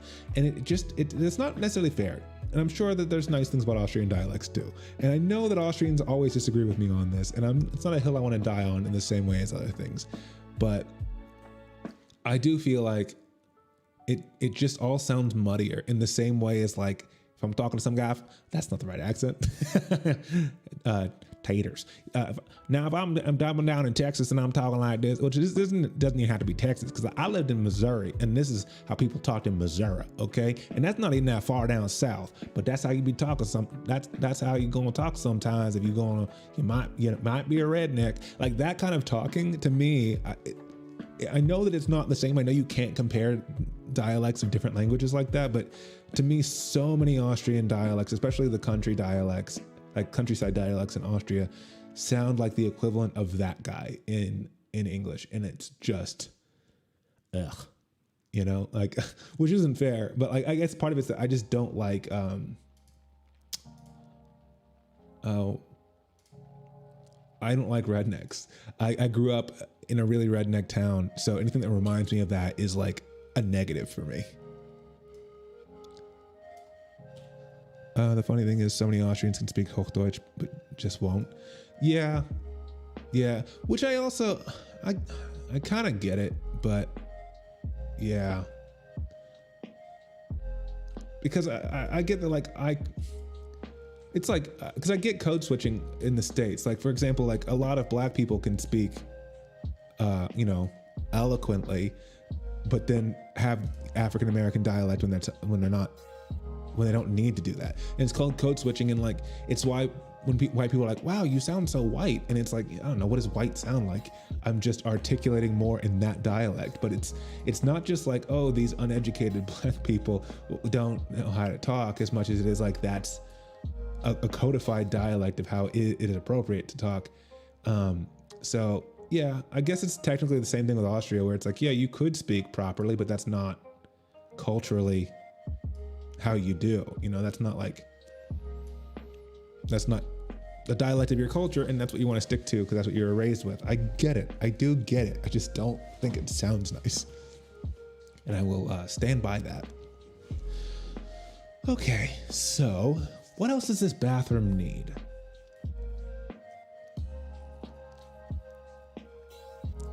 Ever listen to someone speak an East German dialect? That sounds so redneck to me. Is Saxony East Germany? Because it sounds like really pinched, right? I don't know. I'm not nearly as good at German dialects as I am with Austrian. Not that I can necessarily place them, but like I'm less familiar with them. But I remember once I was on a bus and we had to get, like, the police stopped us to check our passports or whatever, and the cops just had this pinched, ugly, like almost like not. It was weird because it's so. It sounded so dumb and weird, but like for such different reasons in Austria, it almost sounded like the German version of Fargo, you know? And I think that was in Saxony. I think I looked at my phone later and I was like, where are we at? Okay, roughly, this is the place. But I've been to Leipzig a few times, but I didn't really notice the dialect while I was there. And I've been to East Berlin, but like, who cares? I don't know. I don't know if they would have the same kind of dialect that you're talking about. Also, can we all agree that Berlin ain't shit? Like, it's way overhyped. I don't know. I don't get why people like Berlin so much. I have been there several times, and like, sure, I've never lived there, and I'm sure that would change my opinion of it. But like, it just does not speak to me at all. Like, that is not the kind of place that speaks to my soul. Where it's like, okay, so you can, like, do you want to be a DJ, or do you want to live a boho dream, or do you want to, like, the way I put it a while back, let me see if I can remember how I worded it, is I feel like Berlin is a great place to go for like a gap year where you want to find yourself. And I feel like at the end of it, you won't have found yourself, but you'll definitely have found a bunch of other people who want to do the same thing. And it just feels like, oh, let's go here because I don't really know what I want to do. Let me go here and just hang out. And then 10 years later, you have successfully hung out and you found a lot of other people who are cool with just hanging out. And that's so much of Berlin's, at least Berlin's expat culture. And it just does not appeal to me. And it's or like the super artsy fartsy kind of, you know, pretentious, hipstery. I don't like any of it. It doesn't appeal to me in the slightest. We're like, we're just free spirits, which, I mean, if it makes a person happy, go for it. But I don't know. I remember I was walking down the street with my ex once, and some dude in like a wizard robe, like he looked like a Harry Potter dropout, Hogwarts dropout, and he was walking by. I made a joke about it, but it fucking happened. I guess the joke I made about it was I blamed it on a homeless person, but it wasn't a homeless person, I presume. It was just a dude in Berlin, and honestly, who can tell the difference, okay? I was walking down the street with my ex, and we were just having a conversation, and this little Hogwarts kid, just as he walked by me, pointed his finger and said, "She could never love you," and then just kept walking. And I was like, what the fuck just happened? And my ex, who was German, was like, dude, you're the one being weird right now. It's Berlin, okay? That's just what it is. Also in East Germany, there are so many racist and like awful people. That's why he moved. Yeah, I mean, to be fair, I think there are kind of racists everywhere. Unfortunately. So I'm just thinking, like, didn't Cologne a few years, but maybe like over 5 years at this point back, there was somebody got raped or some sort of like, I don't know if that was what happened, or there was some sort of sexual assault or something, or a threat of sexual assault in Cologne. And it was like during that refugee crisis when all the refugees were coming over, and people were like, the newspapers were trying to spin it as like, see, this is the problem with all these people coming in, these refugees ruining the country. They don't respect our culture. They're all just, rapists who are gonna, and it's just like, come on. It was like, it was, I don't know, it might have even been a group of people, but it was just like, yeah, it's still not indicative of an entire country's worth of fleeing people. And that was Cologne, which is like, from my ex from the States, the one that was my German teacher, she was telling me that Cologne was like the San Francisco of Germany, which is hilarious to me, because she was like, she meant it in the sense of like hippies and gays, and just kind of like that cool, open-minded vibe. But the problem is San Francisco is also in California with better weather, still kind of cold for California, but like much better weather than Germany. And also much better, you have a beach, you live by the ocean. Cologne doesn't have that. Cologne just has a really cool cathedral, and that's pretty much it. So to say that like, oh, we're the Cologne, we're the San Francisco of Germany, but it's also one of those things where it's like, yeah, I guess if it comes to like open-mindedness and like we're the, San Francisco of Germany, it's one of those things where I'm like, okay, I bet you're the most open-minded you could possibly be in Germany. But how does that compare to like not Germany? How does that level of open-mindedness compare to the States, or more specifically like a San Francisco or a Canada or an Australia? How open-minded is it then?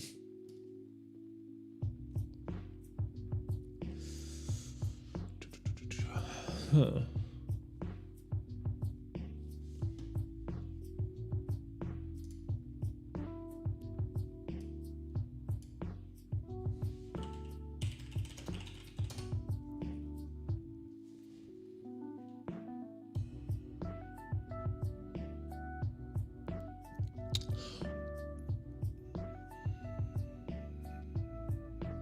Germany has a lot of work to do. Don't get me wrong, so does the States. But yeah, Germany, I think Germany likes to kind of, at times, and I'm oversimplifying things, but I do think Germany and Austria too like to overstate how okay things are, because they're not how they were in the 40s anymore. And you're like, no, you don't understand. That was our grandparents, okay? We're moved on. We're woke now. And it's like, you're woke compared to your grandparents, but not necessarily compared to other countries. And again, don't get me wrong, a lot of the States has its issues too, and as much as the States has a very open-minded sectors, there are very, very closed-minded sectors as well. And there are still racist laws on the book that prohibit Black people from being sold property, specific property. Like that's a clause that exists in some property contracts, whatever those words are, where it's like, hey, this house cannot be sold to a Black person, is a law that those are like things that still exist today in the States. So I'm not saying that like America got it figured out, be more like America, but it definitely is a thing where I think like, because we're not Nazis anymore, we're actually pretty woke. And it's like, you can only be so woke if you don't ever see people of other colors. And like, that's not even like a criticism. Like, it just legitimately is a thing where if you don't live around Black people, you can only be so woke to their issues, like the number of times when I post TikToks about, there's one TikTok, I was making fun of Slovakia. I said that Slovakia was proof against white privilege because it's 100% white, 0% privilege. That is a joke fully at Slovakia's expense. But as I was explaining the joke, I was in Germany and I said, I know Germans, you don't call it white privilege, you just call it life, but it's real. And I was doubtful because I went to Slovakia and then I just shit on Slovakia. And you know who the only people who've been offended by that TikTok are? Germans. Only German, probably 14-year-olds who are just like, what are you talking about white privilege? We don't have white privilege. And it's like, you you think that. And you're like, I would never worry about a cop murdering a black person. And I'm like, that's not the basis of white privilege. White privilege isn't just getting not shot by the police. That's part of it, I guess, but like, that's not the biggest point. I mean, I guess the big point, but like, that's not like it's not like, are the cops murdering black people? Then I guess white privilege isn't real. Like, no, like we should all not get shot by the cops. And that's the point. Like, and people in Serbia too have had that issue as well, where they don't have enough black people in there. So, and then it's like, what are you talking about? We're white and we're the country that everybody in Europe shits on. Like, we're the punching bag for all the jokes about other countries. And we're all poor. How are you going to call us privileged? We are not a privileged country. White privilege doesn't exist here. And it's like, yeah, I believe that. I believe everything you just said. But I also believe that if your day-to-day would be more difficult if also you were black. I think if you were black in Serbia on a day-to-day, it would be more difficult in certain situations from social and societal interactions than it would for a white person, even with all those other things included, you know? So I don't know. I think a lot of times people don't get what people mean by white privilege. And it's only the only way that you can, which I'll also say, I think white privilege is a bad term. I don't think because it's not clear. It's not a very clear term. And it's because it's not about a privilege, because it shouldn't be a privilege to not get shot by the police. It shouldn't be a privilege to not get followed around in the store because they assume you're going to steal something. None of those things should be privileges, but it's really more just like these are the disadvantages and or the hardships that black people or people of color in general have to face. But that doesn't sound good. Like if I say it's black disadvantage, it's black downside, it's black hardship, that's not. Because then it just makes it sound like, because then it's going to be interpreted like, well, black people, that's their disadvantage. They're not as good. And it's like, that's not the point. But if you say white privilege, then people are like, oh, so my life's got to be great. And it's like, no, it's just a flawed term for a real concept. Yeah.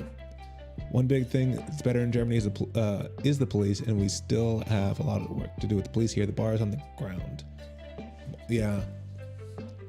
Which, look, I think as long as anybody, any culture, any whatever, is making some sort of progress in some sort of direction that we all can like, or at least, I mean, not all, because I guess that is a problem, like fascists. And if we're moving away from Nazis, then I guess we can't say that everybody's going to agree on this, because the Nazis won't agree with it.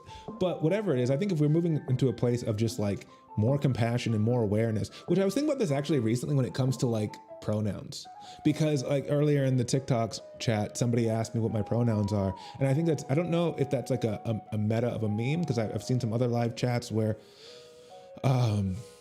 people get asked that, whether it's because it's not being answered, or maybe sometimes it even is being answered. And I don't know how much of that's happening because people are genuinely curious, or if it's become like a meta where the meme is to just always ask because, oh, somebody always wants to know, so let's make sure we ask. I don't know. Like, I wouldn't be surprised either way. But I'd like to assume a lot of times that it's because of the former, that people are just curious what they want, like respect, like caring, like what do you want to be referred to as before I start. And I've noticed that a lot, where like a lot of people's TikTok pages have their pronouns in their bios. And I don't know, a few years ago, I think that used to like rub me the wrong way, because I was very reactionary, and I'd had enough people who were like insisting on certain pronouns that just made me dislike them for other reasons, that I couldn't separate the two things in my mind. And I'm like, well, that person was obnoxious, so you're obnoxious for this too. But I think the more I see it, a lot of people ask that in lives and you just answer. A lot of people ask that in lives just from the answer you can see how a person thinks. Asking the pronouns, can you elaborate on that? I mean, I'm curious what you mean. I have an idea of what you mean, but I'm curious. But because I think, but from my perspective of it is, it's not, to me, I responded in a weird way earlier because I'm like, I don't know, it's just not important to me. But it's like, I guess it is important to me. I do want to be he, him. I just don't think it's important to mention it because I live in a world where everybody assumes that from the get-go. And I do think that it's actually not a bad thing that younger generations, for the record, I'm trying to figure out what walls would look good in the women's side of this bathroom to make it look cozier. I'm not really sure. I'm thinking that's why we're looking at random bathroom walls right now. I'm thinking like a warm colors. I was thinking dark, but I also don't know how dark it should get because then it will look too cozy, I guess. But yeah, I'd like to think that if the young people today are taking more time, hold on a second. Hey, love them streaming on Twitch now. Saw my stand up in Vienna regularly. Big fan. Well, thank you very much, Sybil. I assume I'm saying that right. Thank you, appreciate that. Yeah, I've done Twitch streams a few months ago and I kind of took a little break of it, but I'm gonna do it again more now because I'm working on a video game slowly and I thought it'd be fun to share my progress with it as it goes along. So as you can see right here, what we're doing right now is designing a level, and the whole video game is gonna be based on stand-up comedy. My stand-up comedy specifically, and like it's going to be taking scenarios from different jokes and stories that I've told, and then it's going to incorporate those into the levels so you can play through those, and then it unlocks the comedy special by the end. It's going to be a long process and a long project, but I think it's going to be really interesting. And this is part of the first level. It's going to be set up in a bar, and the main character's got to get to the gig. So like basically the level is complete when you get to the stage and grab the microphone, and then it does a cut scene of stand-up comedy and running through the bar. So we're designing different sections of it. This is the bathroom section, and let's see if I zoom in a bit. This is probably about what the framing will look like. Something like this, I don't know. This will be like where the character is. That's just a stand-in right now. But yeah, so that's what we're working on. Thank you for joining, and I'll keep doing these streams more often now that I have like an actual project to work on, and just let you see the process, which I will also say, I will be doing a lot of work on these off stream as well, because if anybody's been watching this whole stream, which I know Valdhexabella has, which, can I just call you Bella? Is that fine? I have made so little progress because I'm just talking and distracted, and I get a lot more work done when I don't have to explain what I'm doing.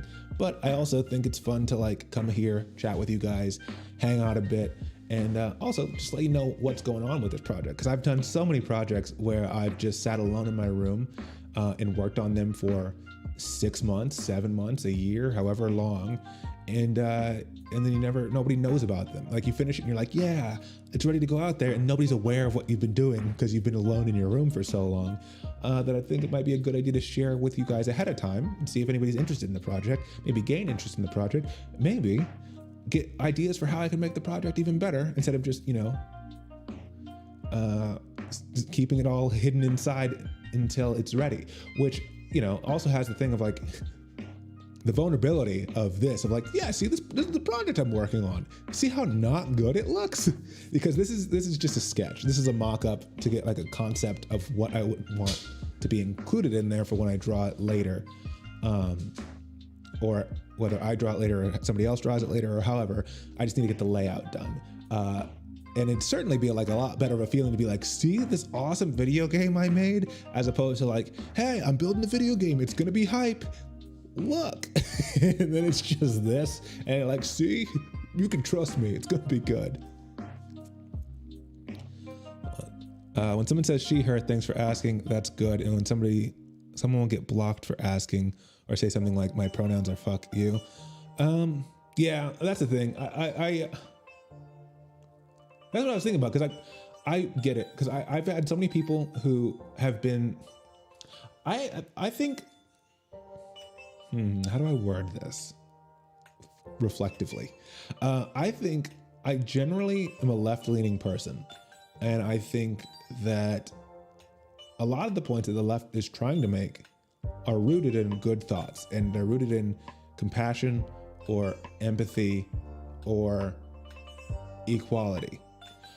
I think the way the left often goes about trying to express those things is not doing their mission any favors a lot of times. I think there are a lot of times when like the left tends to get so emotionally wrapped up in what they're saying that they stop thinking about like, oh, I'm trying to convince a person, like, and I want like this person to like agree with me.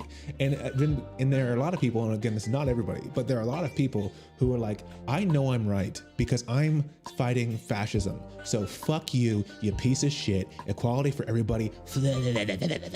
And then, and it's so off-putting, and it's like, hey, do you want me to change my mind, or you just want to yell at me? Because if you want me to change my mind, don't call me a piece of shit. Don't call me a white supremacist when I'm not even white, you know? Like that kind of thing that's happening, where it just makes you dislike those individual people. And because they're always being so abrasive while trying to like preach about equality, it almost makes you like, even if you're like, yeah, everybody should be equal. Because I had this with like third wave feminism for a while, where there were just so many people who were like so, like I was raised by my mom. My mom's first words to me when they put me in her arms as a baby were, "You will learn to respect women." And then I've been raised by a single mom. My mom was married to my stepdad, but he was in prison for most of my life. So, you know, I was raised in a household with just my mom. I've been raised to believe in feminism, but I've had so many people like approach me with like, hey, feminism means all men are pieces of shit. And it's like, well, I don't agree with that. I don't agree with that being the tenets of what feminism should be. But it's so much easier when somebody pisses you off to just be reactionary and be like, man, fuck you and everything you stand for, even when it's what you already believe. But like, it's like, I agree with you, but the way that you're saying it makes me want you to go fuck yourself. And when that happens, it's very easy to throw the baby out with the bathwater.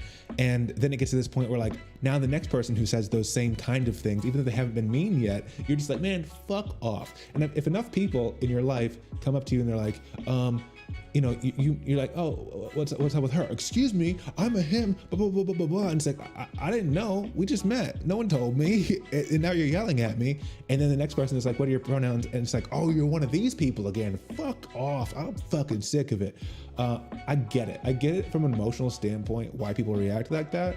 But I would also say that like, it's not good, you know, like it's not a good way to respond. I think it's important to like, not be reactionary in whatever you're doing. And it's very difficult. It takes a lot of work and self-reflection, and like you'll still fail at times, but it's very easy to get like, oh, because of this person pissed me off, fuck everybody, rather than like, okay, well, some people who've asked me my pronouns have been dickheads. Some people who ask me my pronouns are just people. Let's see which one you are before I react. I think is a much healthier way of doing it. But yeah. The problem is that people who had their pronouns in their bio were trans, but if you put everyone's pronouns in their bio, you can't tell who's trans. That's why we talk about it. Hold on. Sorry, give me a second. The problem was that people who had their pronouns in the bio were trans, which I think that's part of it too. There's probably a bit of transphobia that gets mixed in with people when it comes to that. Also, I just think it's also when people are trans and they're doing it, it's like a much more emotional thing, because there are so many people who are like intentionally misgendering them all the time that it's like, hey, fucking stop it, you know? And I get it, but it's also one of those things where it's like, you're not gonna convince somebody if you're yelling at them, just in general in life. And it's hard to not get super emotionally charged about something that's like very, very deeply personal. But yeah, then it becomes this thing where like, I've seen it so many more, like, I don't know, to me, it's still weird that like, to me, I guess it's this, and this is neither here nor there, but to me, it's weird for somebody to, it'd be weird for me, in my eyes, I would find it weird if I put in my bio, he, him, because nobody's questioning that, you know? Like, I think when people see me, they're like, oh, that's a guy, unless he says that he's not. So to me, it just feels like if you're saying she, he, him, he, him, or she, her, and you're cisgendered, I just feel like, why are you mentioning it, you know? And I don't know, maybe there's a good reason for it, or maybe it's just the attempt to normalize the use of the different pronouns, but it just feels to me like, if you are born a woman and you identify as a woman and you present as a woman and everybody who looks at you would assume you're a woman, and you say, she, her, by the way, it just feels like unnecessary. And that might not be fair, but it feels like, well, sure, why are you making a big deal out of it. Also, it then becomes a thing where I do think that there's a question in people's mind of like, is that person trans? Like, why are they mentioning it? You know? So I don't know. To me, it's like, it only to me makes sense to mention it if you're non-binary or trans, or like if there's or something like, or what's the word? Not trans, intersex. Then to me, it kind of makes sense to mention it. Otherwise, it just feels like superfluous, I guess. But I do think when I see it all the time, it's probably not a bad thing. That's a nice looking bathroom. That the younger generation, like if it's a big thing that people are like making a point to like, hey, just so you know, these are my pronouns. What pronouns do you have that you want to be used by, referred to as? I think that the problem is, it was a weird place to get to hear laughter.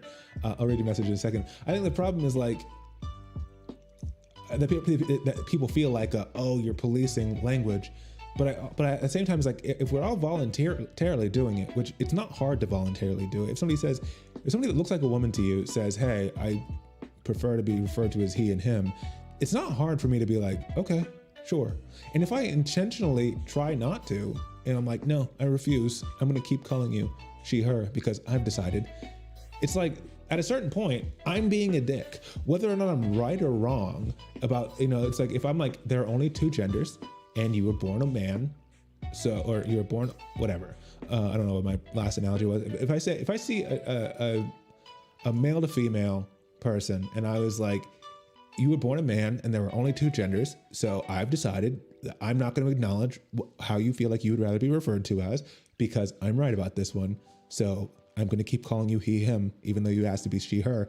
It's like, okay, whether I'm right or not, this isn't my actual opinion, but like in that hypothetical, whether I'm right or not about there being two genders, I'm still being a dick. Like, it's just me being a dick. Because it's like, it's not hard to just be like, okay, sure. I'll just call you what you want to be called. It'd be like if you were like, hey, my name's Samantha. And I'm like, well, your birth certificate says that you're actually Crystal. Samantha's your middle name. So I'm going to call you Crystal. And it's like, yeah, well, at a certain point, you're being a dick. You're just being a dick, So I think there's a point where if younger people are being more aware of it, it just demonstrates that young people have a tendency towards compassion of just like, hey, how do I make sure that I'm not being a dick before I start? That being said, I've been on TikTok and youngsters will find other ways to be dicks for sure. But I don't know. I just don't think it's a bad thing. Problem is assuming a gender, but whatever.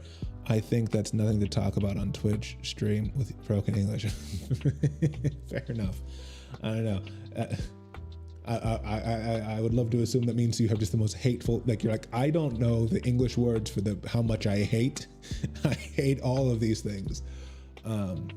Yeah, I don't know. I think it's weird when you start compelling people and be like, you have to say this, but I also think like if somebody asks you to say it, because like, it's like at the end of the day, I don't have to call anybody by their pronouns if I don't want to, but I also don't have to talk to them. So like, you can't, like if you say like, hey, you have to say he, him to me, and I'm like, I refuse.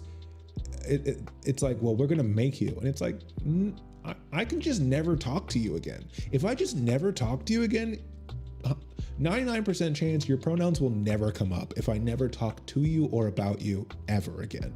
So with that being the option, I just don't feel like there's this huge compulsion of language of like, oh, well, you have to, they're saying that you have to do this, and it's like, no, I don't have to. I could just never talk to this person and I'll never have to use their pronouns. But if I'm going to talk to this person, that means I'm trying to keep them in some sort of capacity in my life. Then it should be like every other relationship you have with anybody where like, yeah, you have to make concessions with how you talk to somebody in order to keep them as part of your life. Like I don't,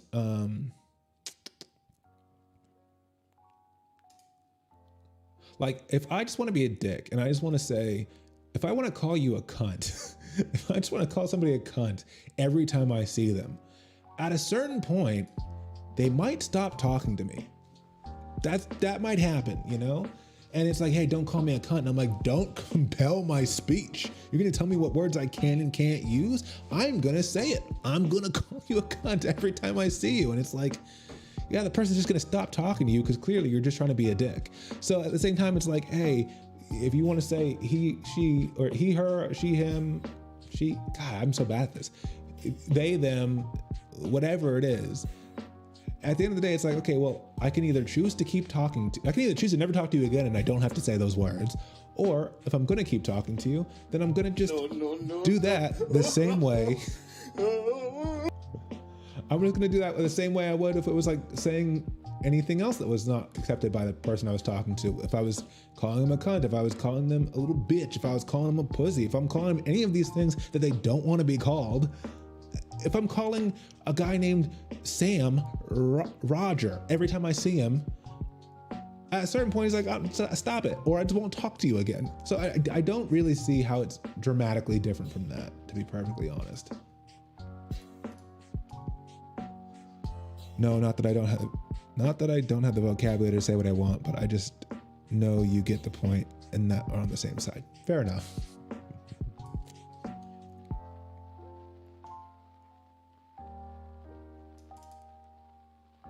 Free Palestine. I mean, I don't know enough about the situation, but probably.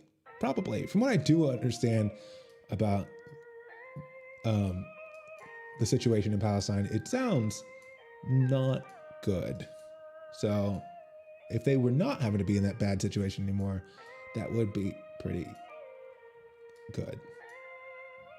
That's the extent of the politics that I'll jump into on that topic.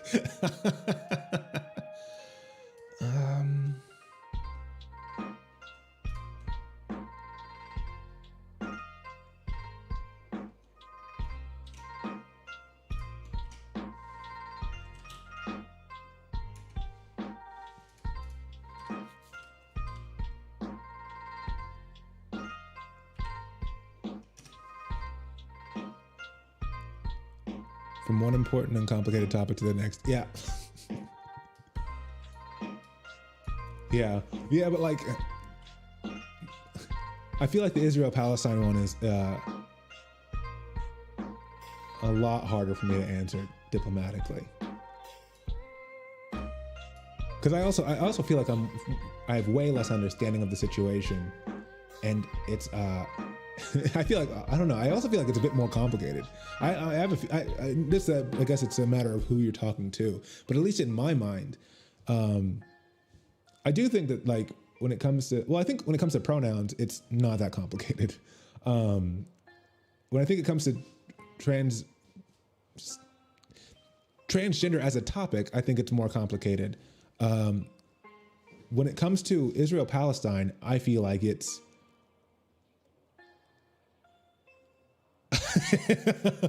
I feel like what the other ones have potential resolution points. Like, I feel like the other ones like aren't good, but like we can work towards them being solved. I don't feel like the Israel-Palestine conflict is solvable. I don't know, it just feels like it's too much of a ideological impasse for them to be like, oh, yeah, we're fine with this. We can come to an agreement on this. I feel like anything that's going to be fixed with it is going to be like better, but like not solving the root of the issue without something horrible happening on one of the sides first.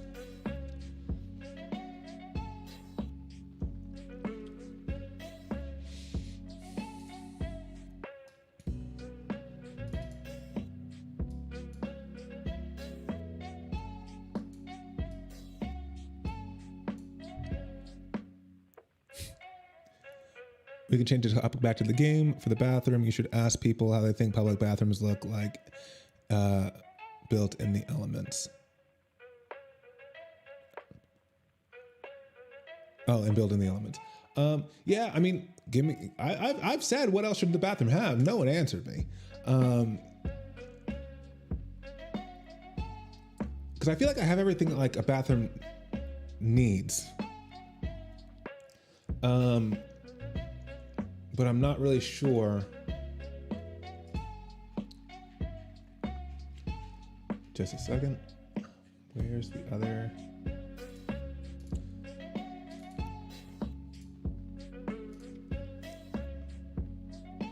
Actually.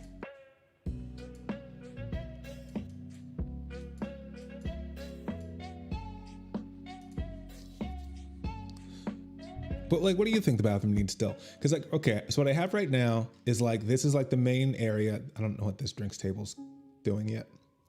That'll probably be moved. Okay, so we have like main area, and you come through, here's a wall that's not very clear. There. So there's the wall. Then we have checkered bathroom floor. We have graffiti on the walls. Again, not that this is what it's all going to look like, but this is just like for a mock-up of like, here's the ideas of the elements that need to be there.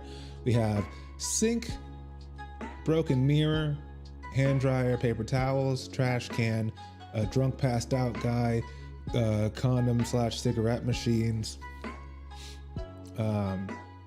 sinks on this side that'll be in the foreground. Like these ones will be like very small, like at the bottom of the screen, kind of like that. So you just have a little bit of depth in the room.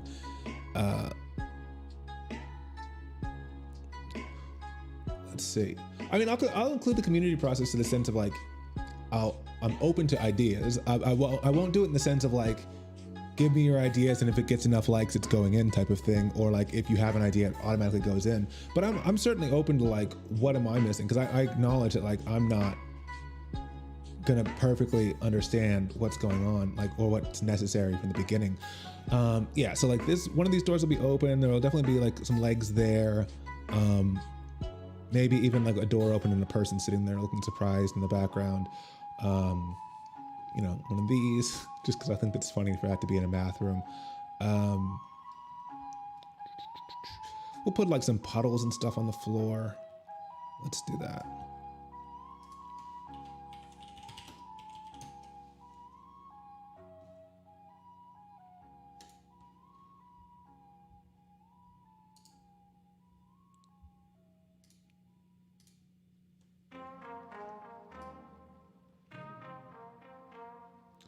Let's see, where is my floor?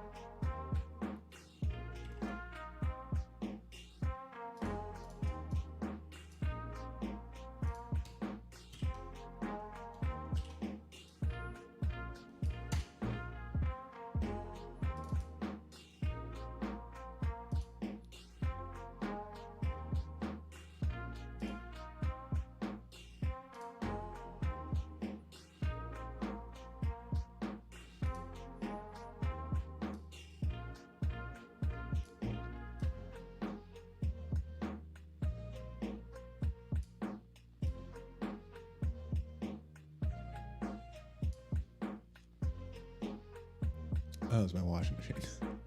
I was like, is there a UFO landing?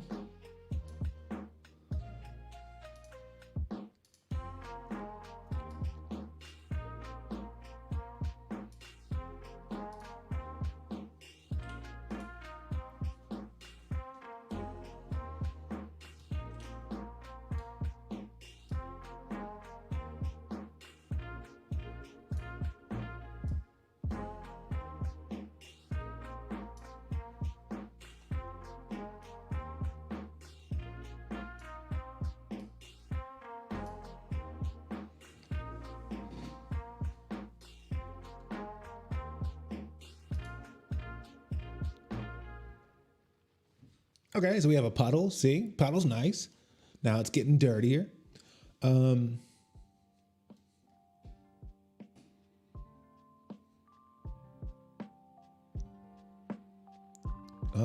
that's not good. I need to save that before everything crashes. So just close that, see if that fixes anything with the memory.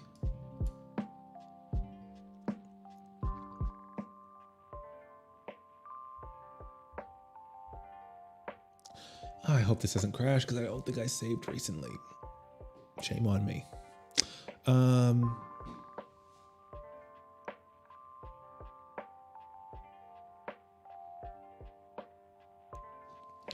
Bella, what kind of ideas do you have for elements that could go into it? Do you have any ideas, or are you like, hey, what do you think about like what about the community? Maybe we can make suggestions for what should go in the bathroom level.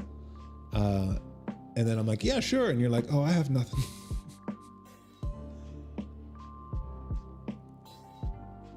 Jesus, this is a pretty good computer. It's like, this shouldn't be a problem, I feel like. It's not the best computer in the world, but it's like, that's so slow.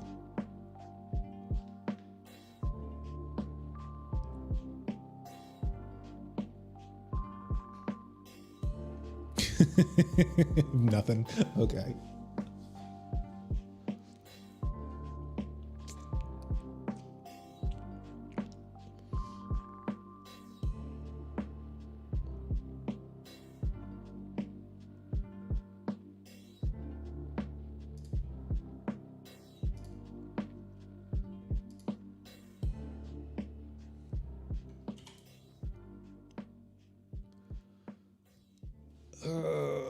I'm gonna close Photoshop again.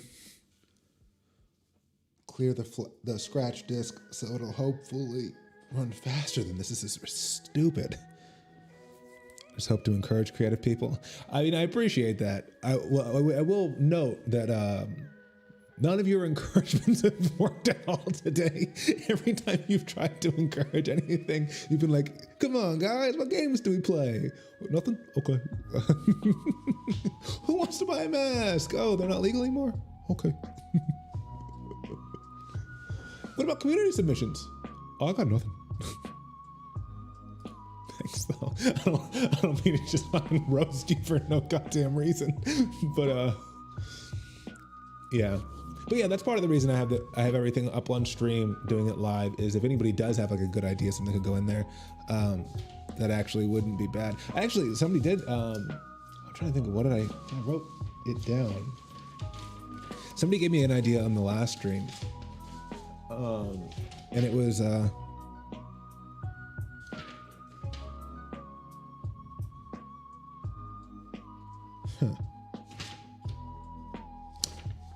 have no fucking clue where I wrote it. I remember what I wrote as a thought, because it was like, he asked about the flashing lights, because I have a TikTok where the lights were broken and they just started flashing rainbow colors for the entire show. And it was miserable. But I have a video of that, and he was like, why don't you have a level where that happens? And I was like, oh, that could be interesting. I don't know how yet. I don't know how, if I want it to be like part of the level. I don't think I want it to be a whole level. That just sounds like a seizure waiting to happen. But like maybe like one of the attacks from one of the bad guys, like from one of the bosses, could make the lights flash and have some sort of effect. So that was a thought that directly came from the stream, and that's part of what I like about the idea of doing it on stream. Because let me tell you, if I wanted to just get this done quickly, and if I just wanted to get it done with my dignity intact, I would be doing this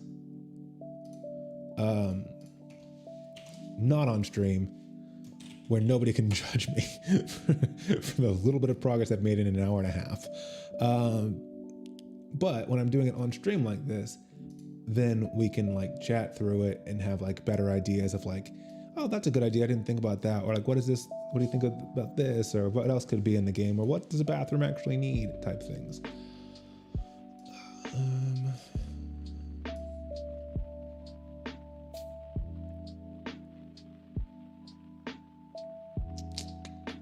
Oh, pictures.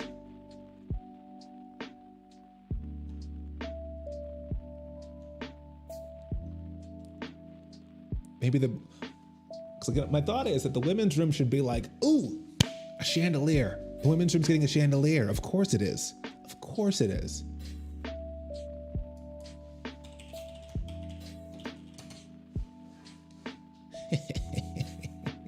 Which chandelier do we like best?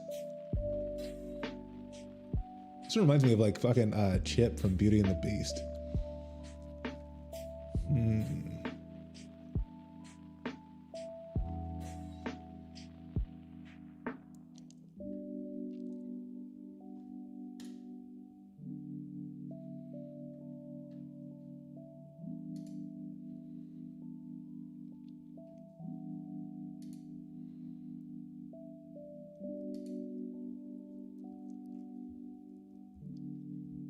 Huh.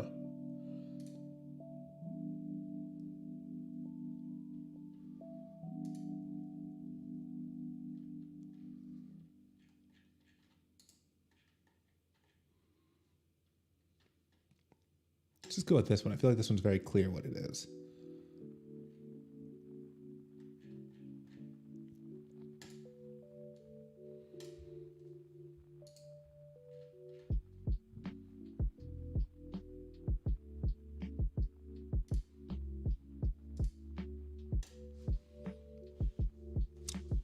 Let's see.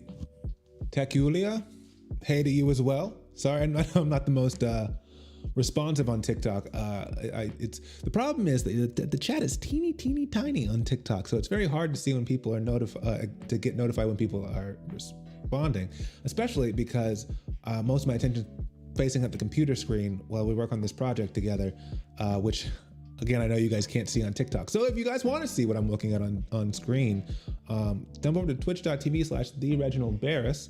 And link is in my bio, and you can see what we're working on. Right now, what we're doing is designing a level for a video game that I'm working on. And we're basically just doing a mock-up sketch in Photoshop of all the elements that would need to be created as game assets for the background. So, give me a second. I don't know what's...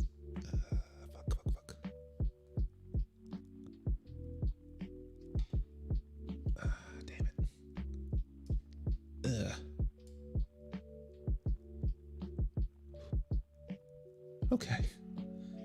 Gotta be careful.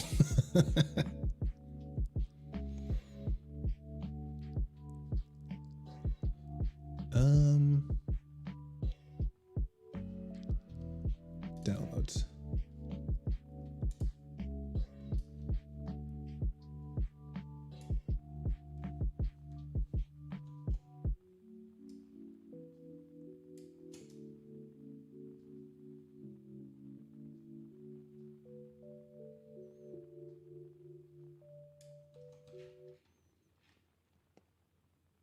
Yeah, see, that's nice, I think. We'll see. Might be too big.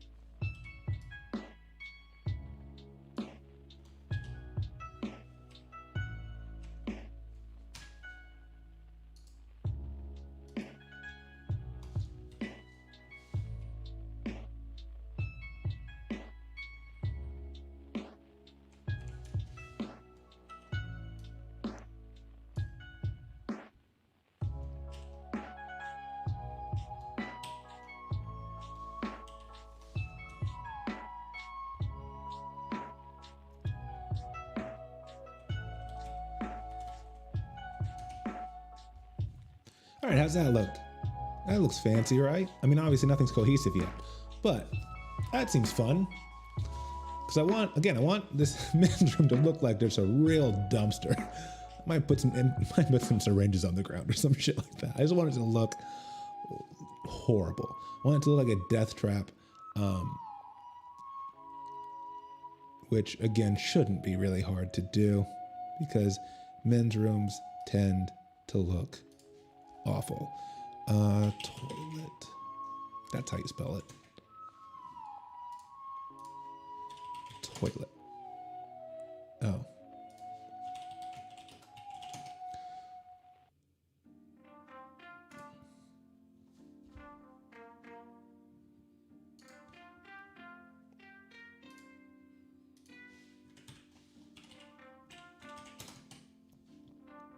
Oh, that's not what I wanted. Is that not how you spell the word? Geyser? How do you spell? I don't know how you spell this word, apparently. Geyser, nope. Oh, that's geezer.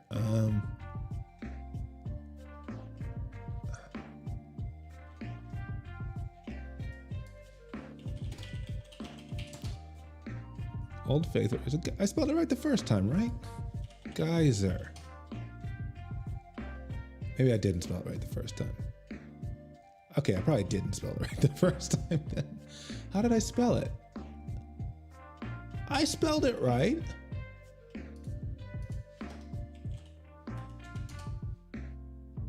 I don't know what that is, but okay.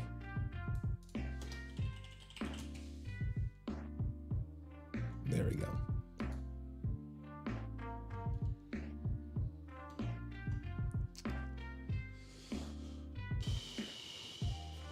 Men's room and stalls.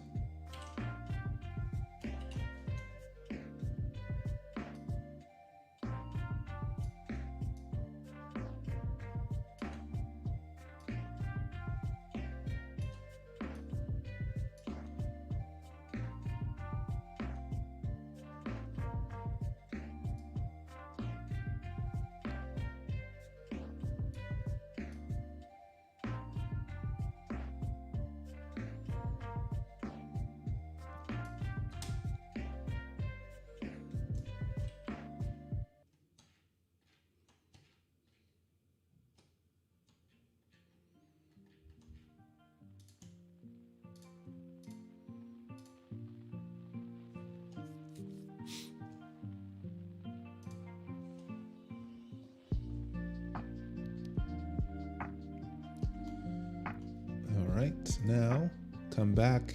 And we'll put a geyser on top of it.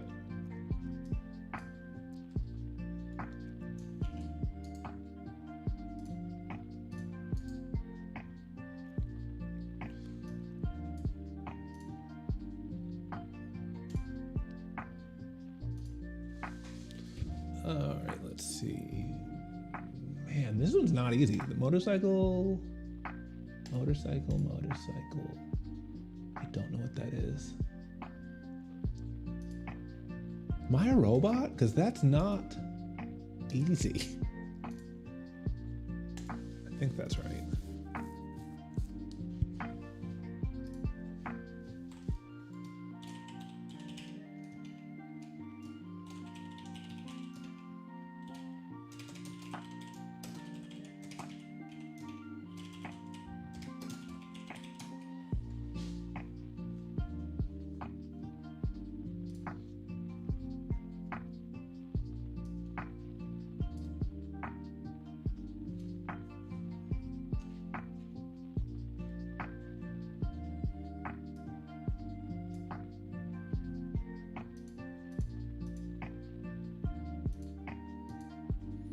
Why isn't this working? There we go.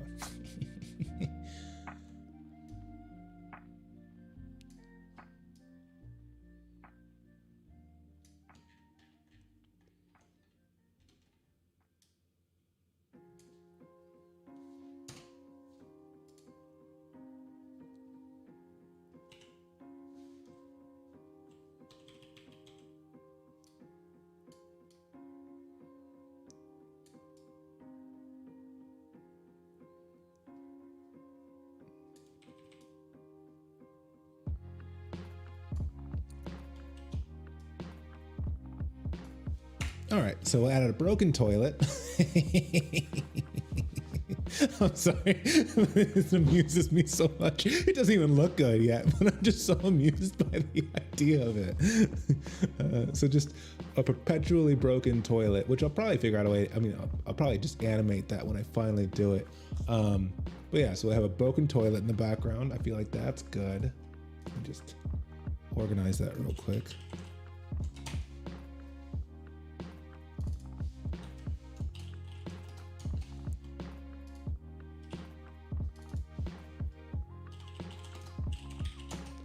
There we go. So let's see, what other elements can we put in here?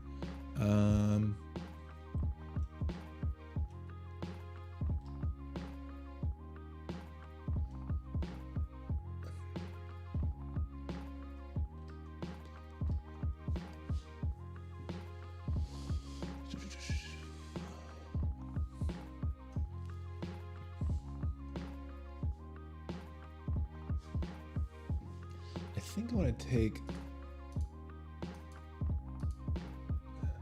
atmosphere 1 and do a color overlay. Will that work?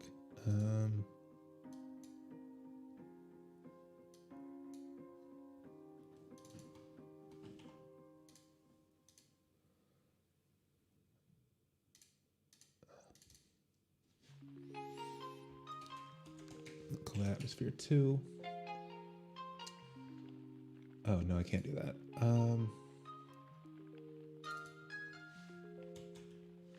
L1, L2.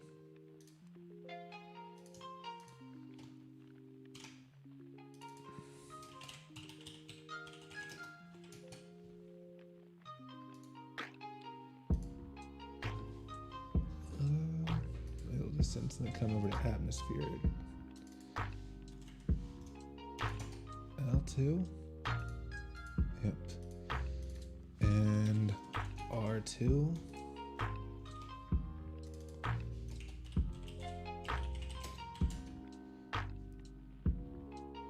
And atmosphere. L3.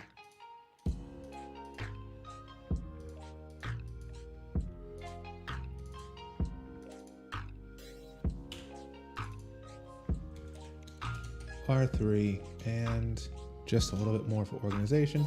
I swear half this stuff is just staying, half of it's trying to stay organized, the other half is recovering from it not being organized well enough.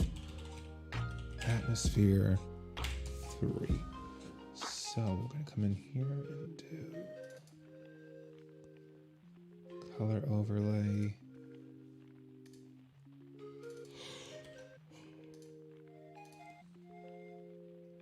And atmosphere.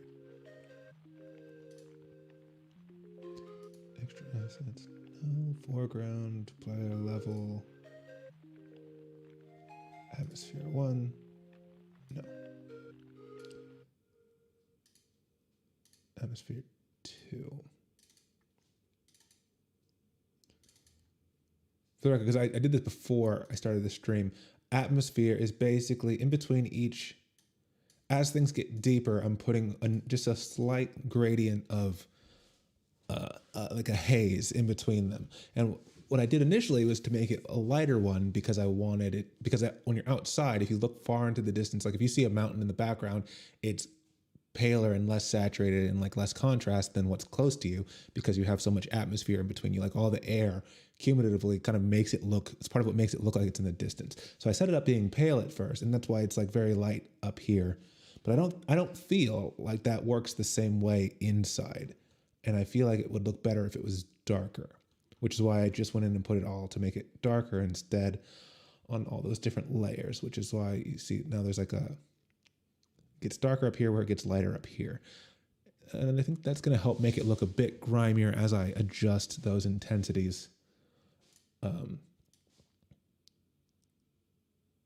Moving forward. That's too much, obviously, but let's just call it that. So let's also copy that there. Close that. Atmosphere 1. Copy that over. And copy that over. So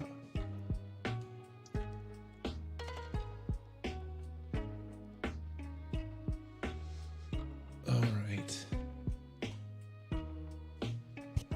What other element? Come on, Bella, you have to have something. You've been watching for like 2 hours now. Surely you've had an idea of what we can do with this. I know you're creative. You came up with those hand-sewn and embroidered face masks. Okay, if you can come up with that kind of business hustle after only a month of playing video games, surely you can also come up with the idea of one thing that should exist in a bathroom. I do feel like that's about it on the men's room, aside from like, you know, the details of like maybe adding a bit more trash, maybe another puddle, maybe another puddle real quick.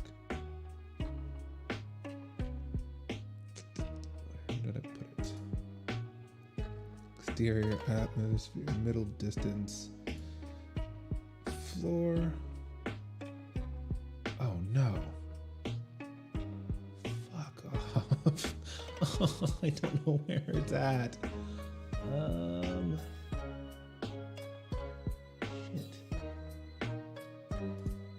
Okay,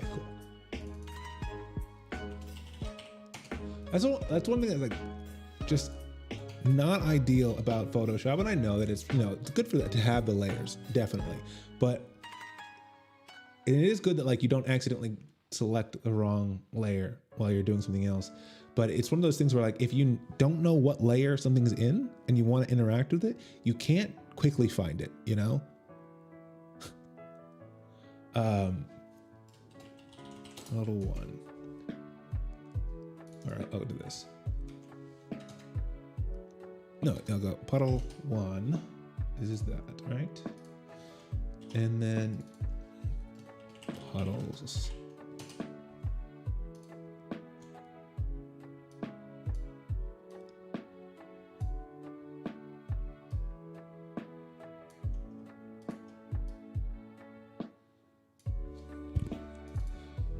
Sorry about that. By the way, I already said men's rooms and bathrooms are not your expertise, which, first, I don't know how you're living your life, okay? I'm not gonna tell you how to live your life. I don't know how old you are also, so that changes a lot of things. But like, if you're not experiencing them, I mean, I guess, I don't know. I feel like everybody should be experiencing all the bathrooms, okay? Isn't that what equality is about? Is you getting to use the men's room? Also, like, I'm not gonna say again, you don't want to most of the time. They're usually very disgusting. But I will say, oh, I can add that. So many women that I've not known, but gone to like at bars, the number of times, which is kind of the joke that I'm playing with this women's room only having right now 2, but I might even lower it down to 1 stall, but like a spacious stall or something like that. Once I can see how it actually looks, all put together. Kind of the gag of that is that women are just always waiting in line for the bathrooms because it takes women longer and you need more like privacy because it needs more real estate for the privacy, and therefore you don't get as many toilets. Yeah, and nobody wants to use the men's room until the line gets 20 people long and you've had 5 beers that you need to piss out, at which point I've seen so many women go into the grossest of men's rooms because it's better than waiting another half hour to use the toilet. Oh, a chandelier. Foreground. Why is that not there? Is it player level? Player level, chandelier. We're gonna put a nice little glow on the chandelier. Obviously it won't look good now, but as a reminder that we can later on make that kind of shimmer a bit. Not shimmer, but Oh, shit. Shit.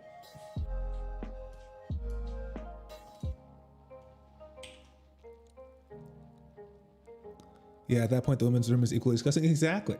So at that point, you might as well just go to a men's room. And surely that should have stuck in your mind a little bit. I feel like the first time a woman goes into a men's room, it should be like a man coming home from Nam, of just the horrors and atrocities etched into your mind's eye. You close your eyes and it's all you see forever is just so many fluids, just so many in places you didn't even know. How did it get on the ceiling? Like, I feel like that's how you should feel when you walk out of a men's room for the first time. And the moment somebody give me an example of what's gross in a men's room, it should just, without even thought, just be like reciting like a PTSD, just start shivering and trying to, as you just, and there was semen everywhere. Like that should have what happened, There's toilet paper everywhere. I know you have to add toilet paper. Yeah, I definitely, I don't know if I have a good stand-in right now for what's, good to look like toilet paper, but I've definitely already thought about toilet paper makes sense to be different places. Yeah. But it's also a weird thing because like I feel like toilet paper. I mean, I guess I don't need to make it realistic ultimately, but like toilet paper in the men's room that's on the floor everywhere doesn't look like toilet paper anymore. It looks gross. It's like tiny, like it doesn't look like squares of toilet paper anymore, I guess is the thing. But okay, so men's rooms aren't your expertise. What's your women's room expertise? What am I missing here? I feel like I've pretty much nailed the essence of every woman's room ever. Chandelier, couch, some plants. The drink tables will be, one of them is going to be a stack of like a tower of toilet paper, which let me just grab that now actually. Toilet paper pyramid.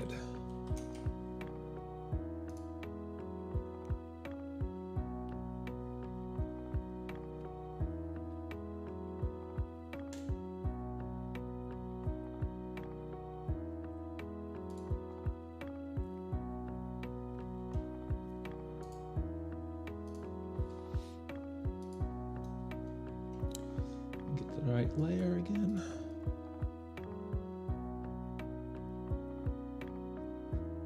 White mush that you don't know if it's toilet paper or something else. I mean, yeah, so you don't know if it's something toilet paper or something else, but I also shudder to think of what this something else could possibly be. Let's see. Ladies' stalls. No. Oh yeah, no.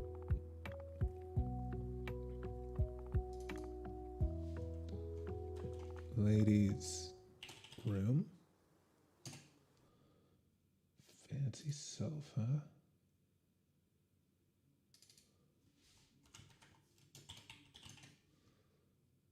Oh, toilet paper pile.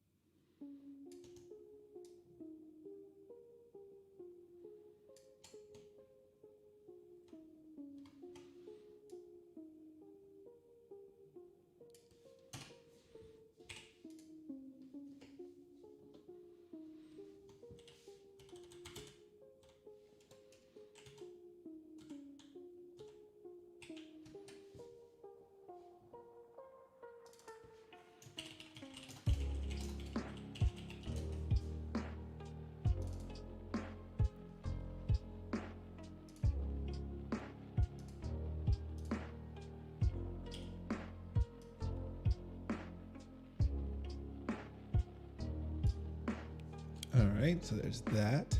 Oh, that doesn't look good.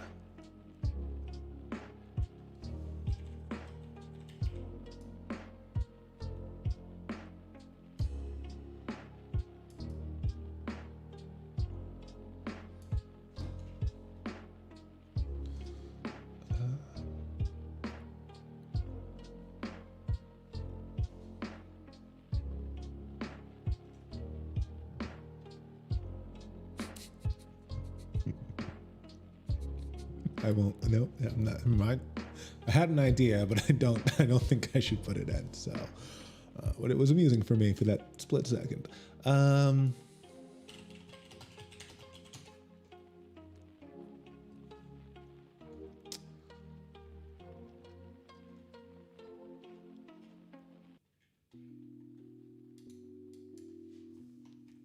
It's, I don't know how you say this.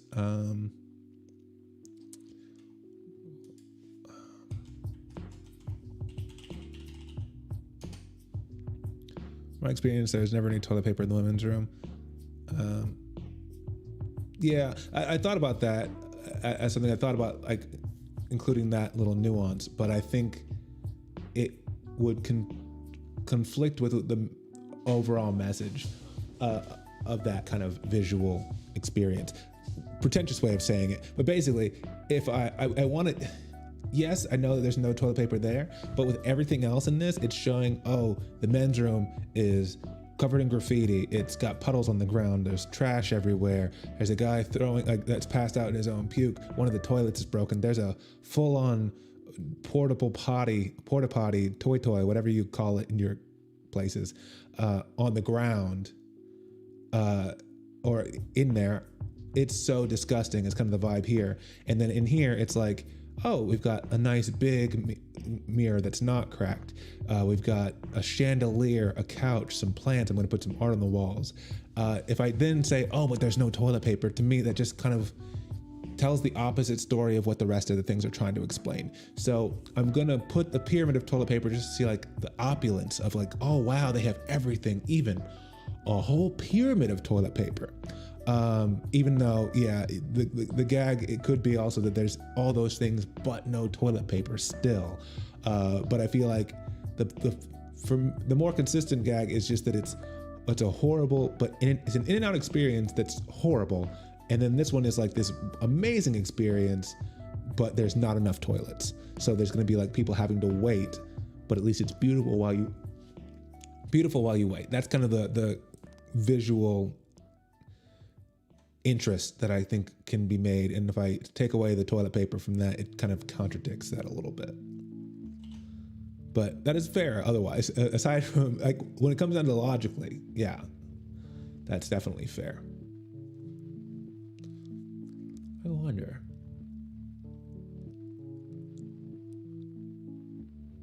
Hold on a second. Let me make a note to myself. I need to do a test in a little bit. So if I go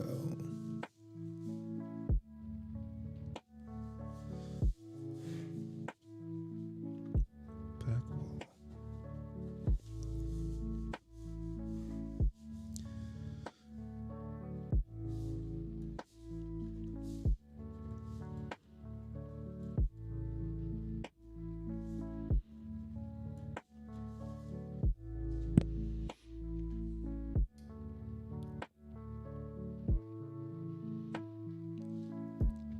Sorry, I'm trying to think about the layers, because again, like when we bring it into the game, cancel. Everything can move at different rates, if you remember. So when we bring it in, why is that not working? Oh, that's a problem. What the fuck happened here? Huh. Let's try it again. Why the fuck are my controls not working? Huh.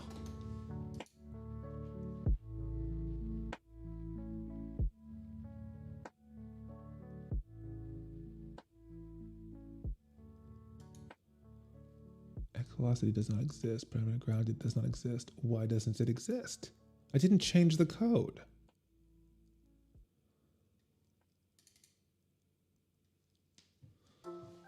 Huh. Let's see if I can figure this out. I do not know that I will be able to. Grounded.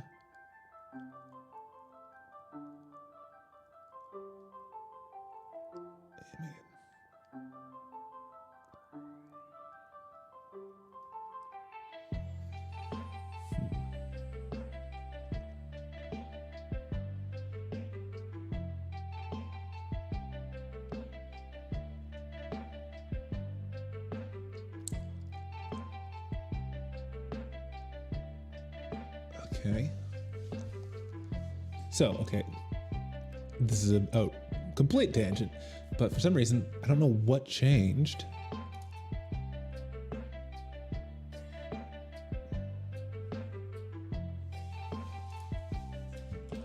Okay, there, now it's fixed again. Not sure what the fuck are you talking about? Okay, it was fixed. Very low frame rate.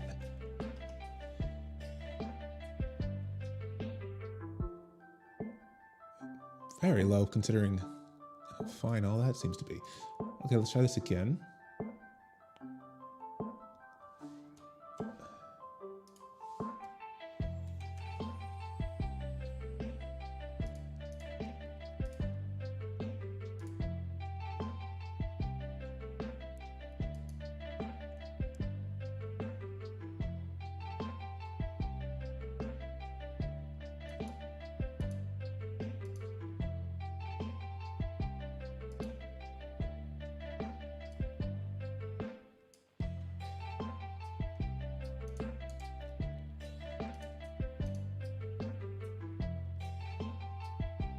I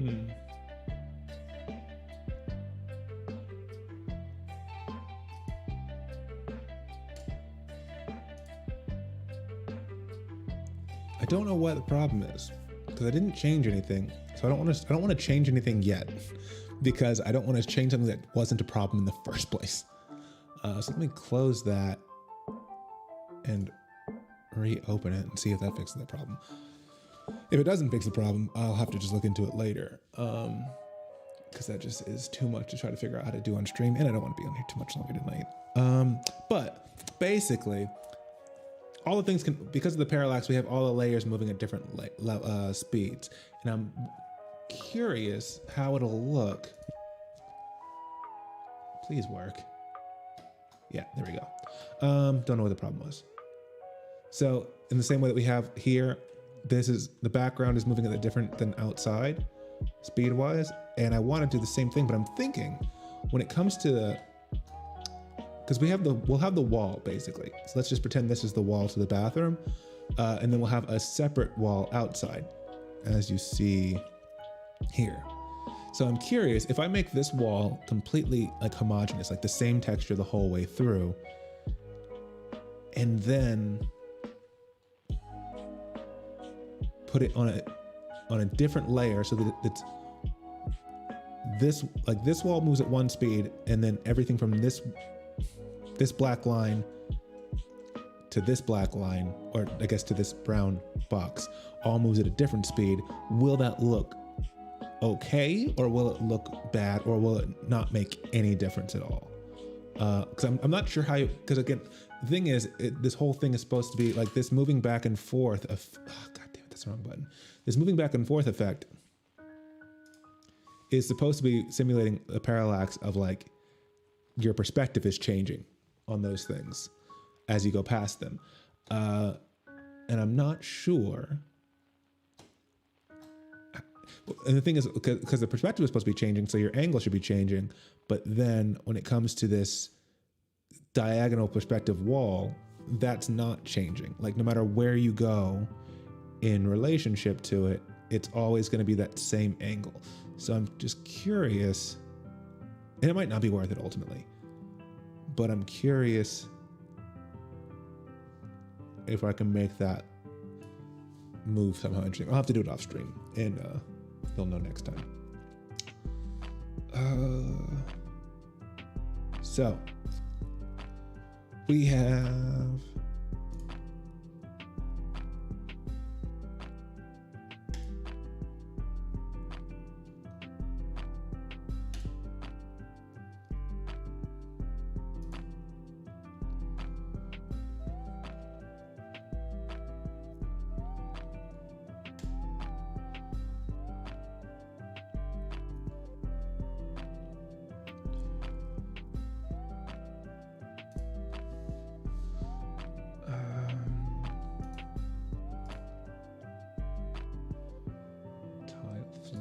puddles.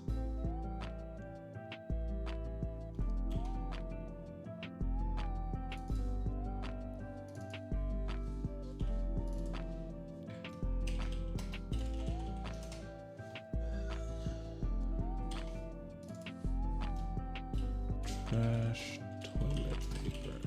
Let me just do this. TP trash. 1.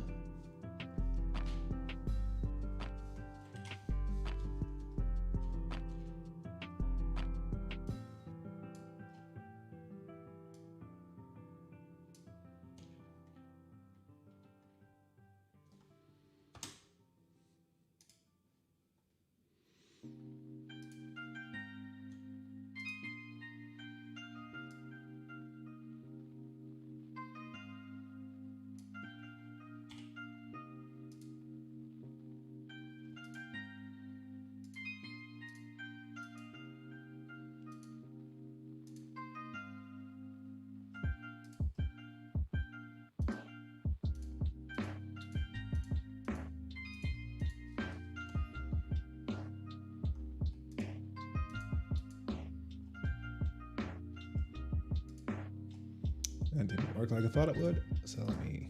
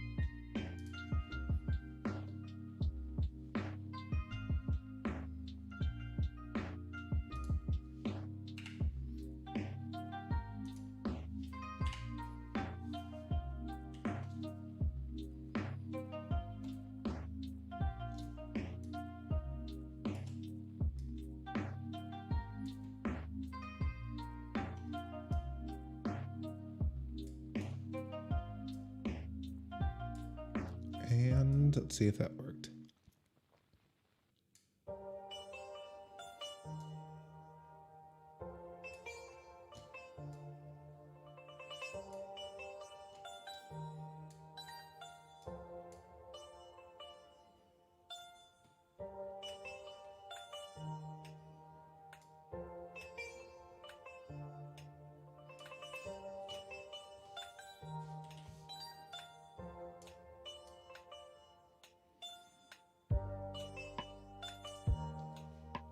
Let's call that good enough. It looks terrible. That looks terrible. That was not worth the time. Fine. So whatever. So we have a puddle. I'm gonna add another.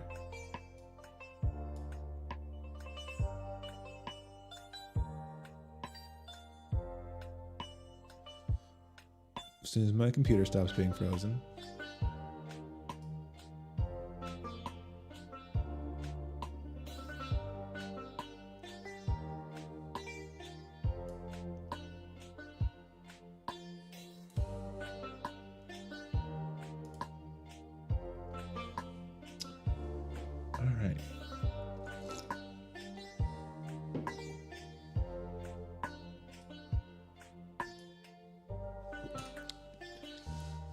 Can't see it because it's under the image of the stalls for right now, but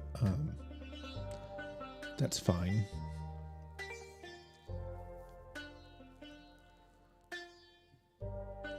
And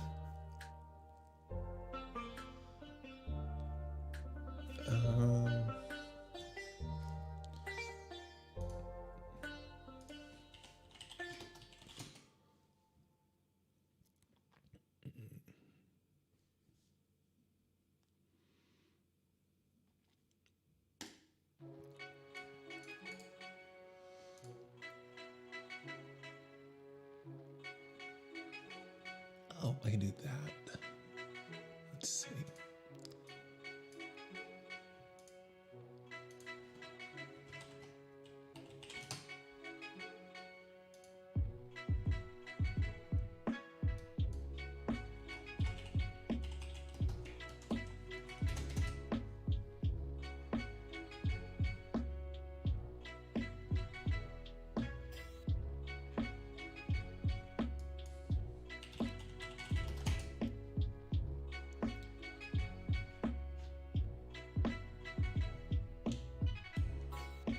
Let's just go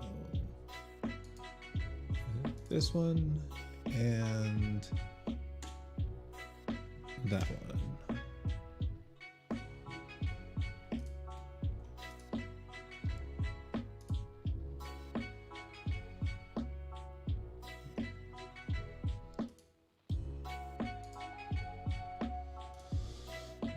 Okay, so now we'll come up here. Oh, it's not done placing that yet. Cool. Cool. So what I'm going to do now, I'm going to add to our image, I'm going to add a leaky pipe up top, and I'm going to add some just gross dripping things. And then I think the men's room is pretty complete as far as all the things that need to be there for it to have the effect that we're going for. And I might add one more puddle somewhere else afterwards, but those are the most important things. Ah, Jesus Christ, this is so slow. At least OBS isn't dropping frames, but that's still not super encouraging. It's weird, because like if we look at this, it's frozen. I don't understand computers, I guess, because it's not frozen, but it's working so slowly. Meanwhile, my memory is 32 gigs, and I'm only using 19 out of them. So it feels like, what's the problem, you know? And like my GPU is at 40%. Admittedly, I'm running a stream. I don't know if I'm sharing anything I shouldn't be. I hope not. I'll put it there, just in case. I don't know. So like my GPU is at 41%, and that's with streaming and with Photoshop open and with Unity open. I get that there's stuff running, but the memory is still like, it's 57% of it being used and only 27% of the CPU. Why is Photoshop working so poorly? I don't get it. All right, so we'll go with player level. We'll go, it's not really a light fixture, but where'd it go? We'll call it pipes. And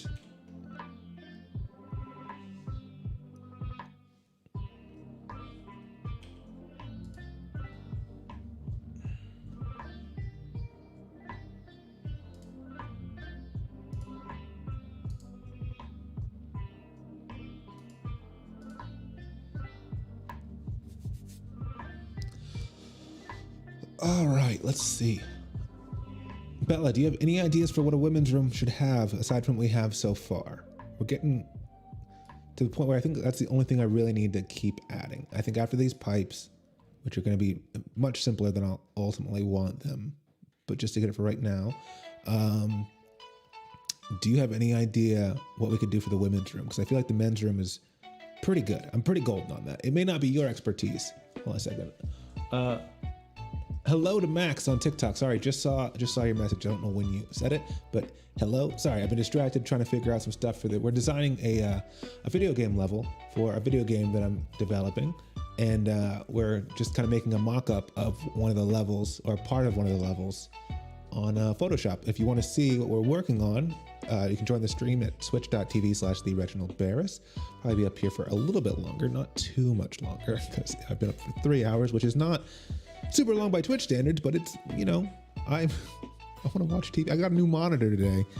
It's 32 inches of a WQ HD that I can't figure out how to set up the resolution for properly. So it's, but it is that, even though it's only showing it at 1080p. And I'm going to watch a movie. I think that's the plan for tonight. That's my reward for going pretty hard on this for the past 2 weeks, maybe 3 weeks at this point. So if Bella or anybody else has an idea for what a women's room should have, because again, that's your expertise, not mine. Fancy cocktails, someone drunk forgot there. Yeah, I was thinking about that. I think I might make.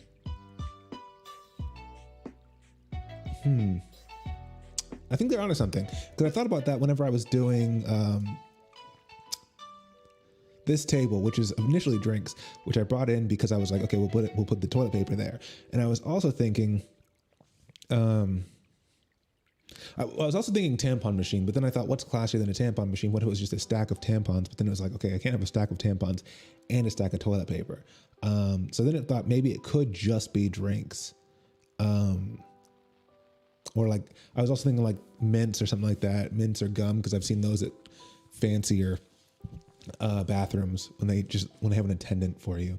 I would put an attendant, but I think if I'm doing that, it just complicates things, especially if I'm going to have a line of women waiting for the bathroom, for the toilet. Which I also, then again, I could put them out here. And it doesn't complicate it as much, and I could have them going all the way up the stairs, actually. That's a fun idea. I won't get it to it tonight, but... bathroom. Ladies. Impatient. Line up. Stairs. Okay. Yeah, so then maybe if it was like, maybe a thing full of like free drinks, complimentary drinks. Ooh, makeup bags and brushes. That's good. That's good. No, small things are what we're looking for at this point. I think, look, I mean, we already have a couch, 2 sofas, a pyramid of toilet paper, a chandelier, and a vanity mirror. And I want to get monogrammed towels, like nice towels, not just paper towels. So at this point, all we need left is small things for sure. Makeup might be something I can do with that. The idea that I want is like, that everything that you could want is there, you know? And whether that's actually true or not, but like the idea of like, you have toilet paper, you have this vanity mirror with the lights on it, you have a couch if you need it, you got some plants. Oh, I want to put art on the walls. Let me write that down. Ladies' room.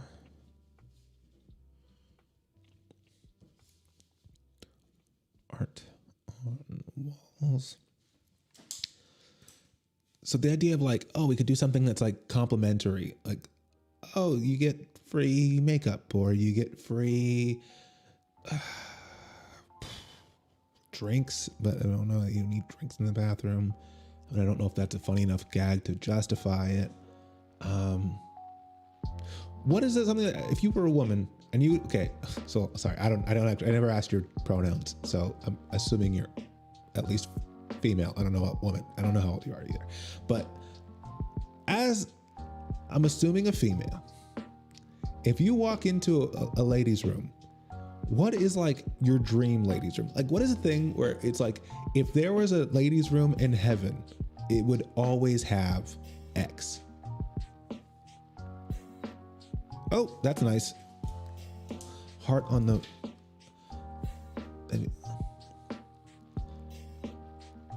We can do. I think I like the lipstick idea.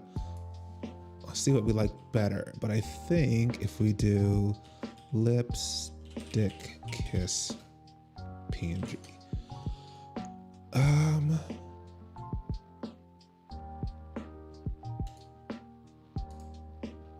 Oh, did I not finish these pipes? I did not. Okay.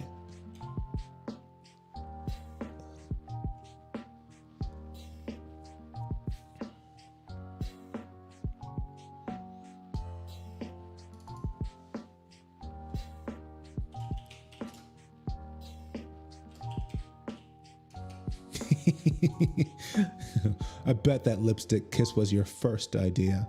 That's what I would say too. I just love the idea of like, hey, what if we did like a heart? And I'm like, ooh, what if we did a lipstick kiss? You're like, that's what I was thinking anyway. And to be honest, you know, I came up with that thing I didn't mention. No, it's cool though. Thank you. Because I think that's something, and I wouldn't have come up with that by myself. Straight pipe.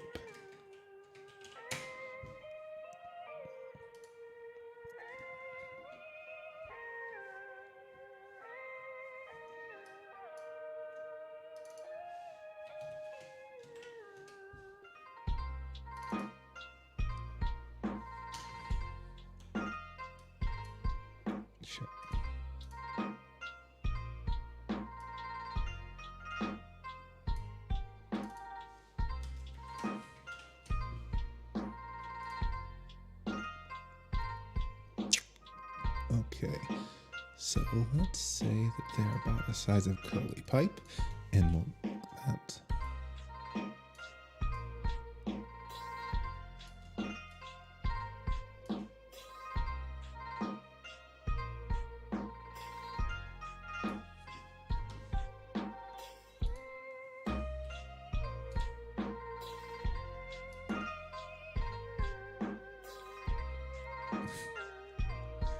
A heart was bigger, so you thought that was the better thing.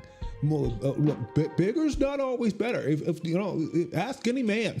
I don't care what women say. Okay, bigger's not always better. Sometimes it's important for the little things, like saying like breakfast in the morning. You know, like breakfast in bed. Sometimes it's the little things like that that are much more important than anything being big. All right, so curly pipe.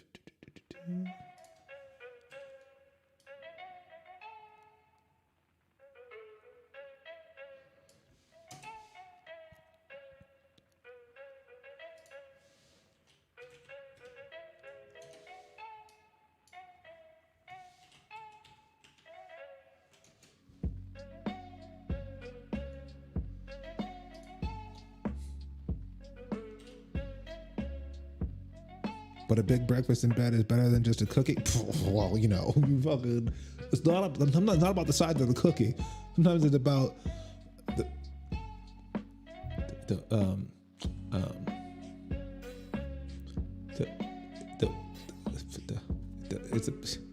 is it chocolate chips? I don't know. Like, I don't know how to take that euphemism and turn it into cookies effectively.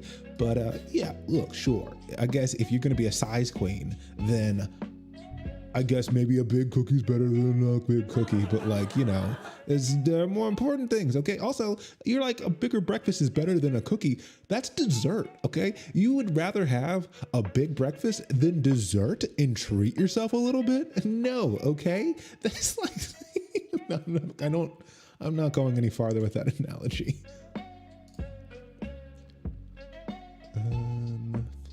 Horizontal.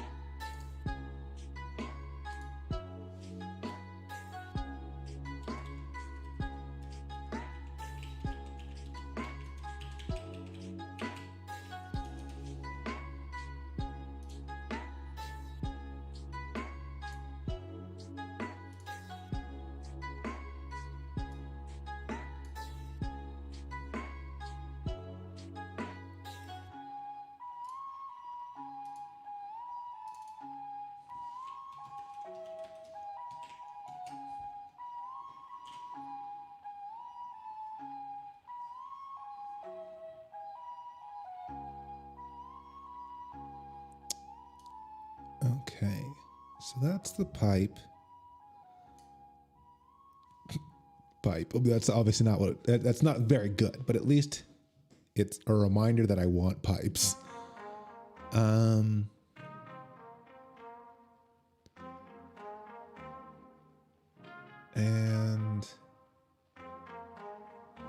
let me just take all of that again.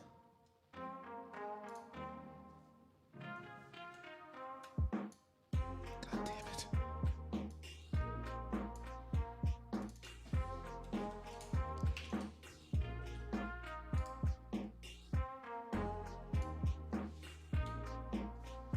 All right, so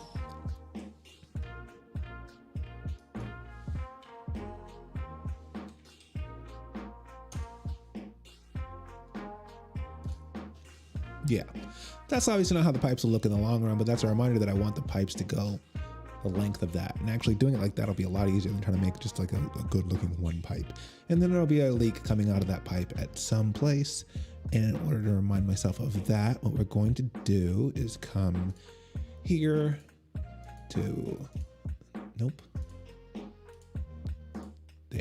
this one, copy image, and paste.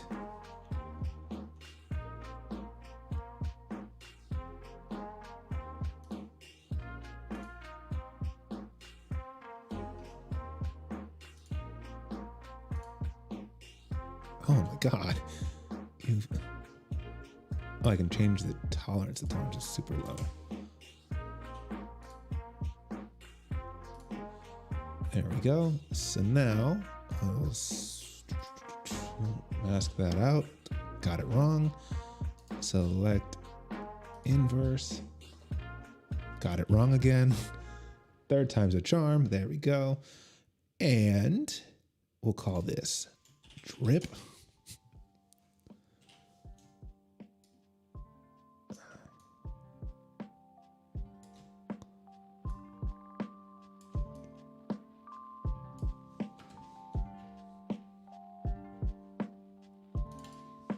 Let's call it grime instead.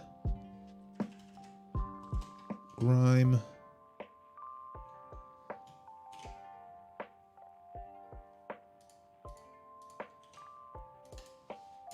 Grime.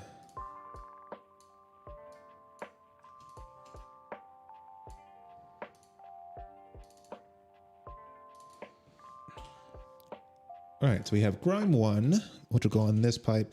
We'll put grime 2 on the other pipe, and we'll put a third one on one of the bathroom stalls. And then I'd say that's good for a mock-up of this one for tonight.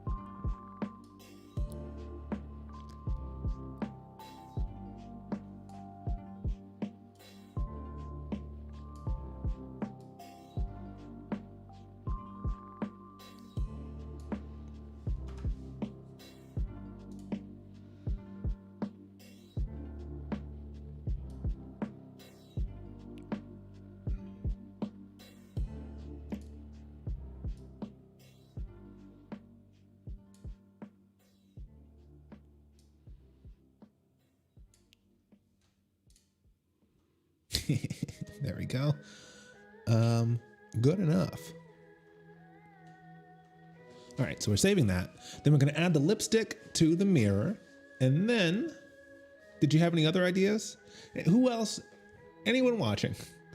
Does anybody have any good ideas of what belongs in a women's bathroom? Which feels like the beginning of a really inappropriate joke, but that's not. Like if you were in heaven and you went to the ladies' room, not your own bathroom, but like the ladies' room at like heaven's singles bar, what would you expect, nay, need? What would be your dream item to go in a bathroom? We already have a sofa for all the waiting that you're gonna have to do. We already have a pyramid of toilet paper. We have some plants to help freshen and liven things up a little bit. We have, I need to add art, but I have that written down. We have towels that are monogrammed. We have a nice vanity mirror where you can do your makeup, because that's what's important in heaven, is looking good for Jesus. And we have a chandelier. On top of those things, what else goes into your dream lady's bathroom? I guess I would also say only ladies should answer this question, because I feel like, again, it's not supposed to be the setup to an appropriate joke. But I feel like if I ask, what's the dream thing that goes into to your ladies' room?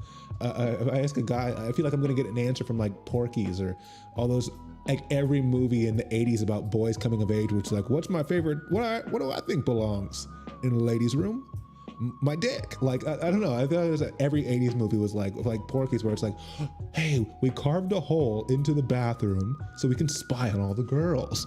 This isn't a crime. It's just quirky.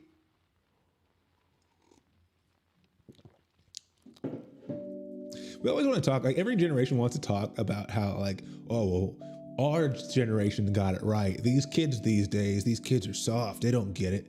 Oh, you grew up with Adventure Time? Fucking, you don't know what it's like, okay? Scooby-Doo. That's what the real generation was. But then you look back, it's like, I feel like it was just before my time. I mean, my time had a lot of like really problematic shit that was being taught to us through movies, but like the 80s were like horrible. I heard somebody pointed out one time that like all the like the conflict in a lot of 80s movies was adults just straight up trying to murder children. Like like it would be a bunch of kids trying to solve the problem because kids like watching movies about kids, but the bad guys would always be adults and like real threats of like, oh, it's just like the Goonies is like a bunch of people trying to murder kids so they don't have to, so they can like sell the land or some shit like that. And then you got a lot of stuff that's just like, hey, you know what young boys should be doing? Sex crimes. That's like what so many movies in the 80s were. And it's like when you grow up and you look at it now and you're like, oh, why were we taught to do that? Like implicitly through what we were watching. Like even the idea of mooning people, you know, showing people your butt out of a moving car. Got him. I've never once thought about doing that as an adult. Hold on, I want to give myself one of these real quick. Got him. Yeah.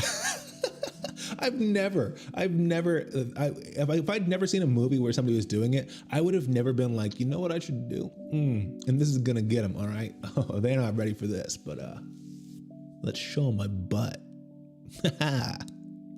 Got him. Like, and then it's just like, but why? Because it's my butt. Like, there's no good reason for it. If anything, it's like, it's probably the reasoning breaks down to this, like, I got an idea. We're going to prank him. Oh, what are we going to do? Throw some toilet paper on his house? Nah, even better. Going to show him my butt. Why?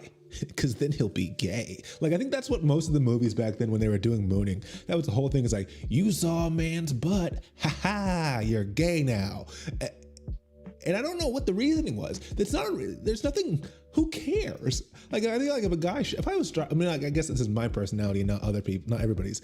Like, I'm not one of those like pearl clutching Karens, but I feel like if I was like walking down the street and a car drove by with a guy sticking his butt out the window, they're like, ha, gotcha, ha ha, you saw my butt. I'd be like, wow, okay, pretty unfazed. If anything, I'd be like, well, he seems really proud of himself, and I'm not sure why. That was dumb. But they just presented it as if it was the funniest prank in the world. And as a little kid, you're like 4 years old, and you're like, they showed him the butt. And you just think like, oh, that's the thing that people do. And then you grow up, and in the States, it's like, if you try it, that is a crime, which whether it should be a crime or not is a different question. But like, yeah, it's like a sex crime in the States. If you just, it's essentially flashing somebody and you're like, ha, it was a prank. Got him. I don't understand why some of this stuff was normalized in the 80s and 90s movies, because it's also like the idea of like let's see, what was I going to say? Because that one's not the best example to use. I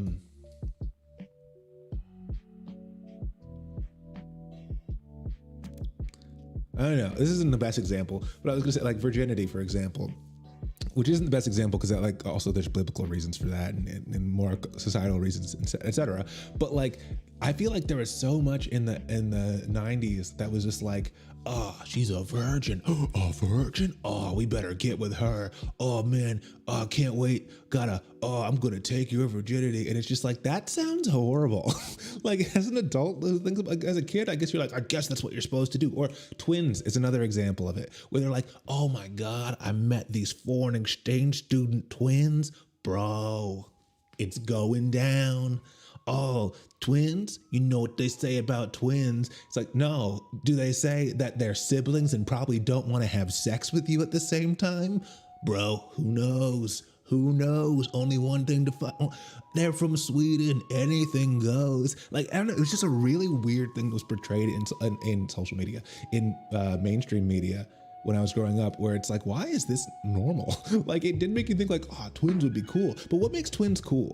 What makes twins cool is it's two girls that look exactly the same, which I guess is cool. But if you're talking about having sex with two partners anyway, wouldn't it be also cool if they looked different? Like, I don't know. I mean, that just seems like if you're going to have two people with you, why do you want to make it feel like there's only one? That feels like it's downgrading for no reason. Variety is the spice of life. Make it interesting. But no, they're like, oh, twins. Not only do I look both ways and see the exact same thing, so there's no variety, but also you're going to have a weird Thanksgiving. And that's what makes it so enjoyable.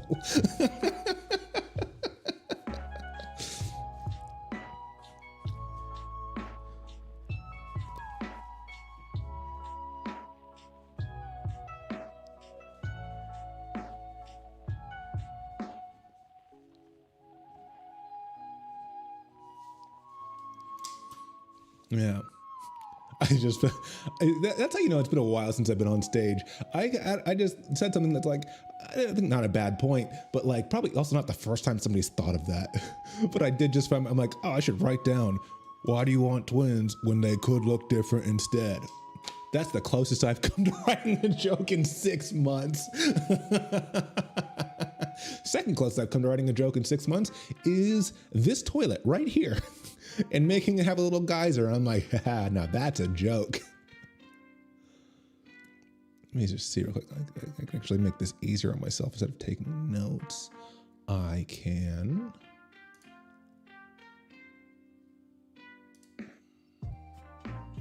I'm going to pull this over here because I don't know what's on screen. I don't see my uptime.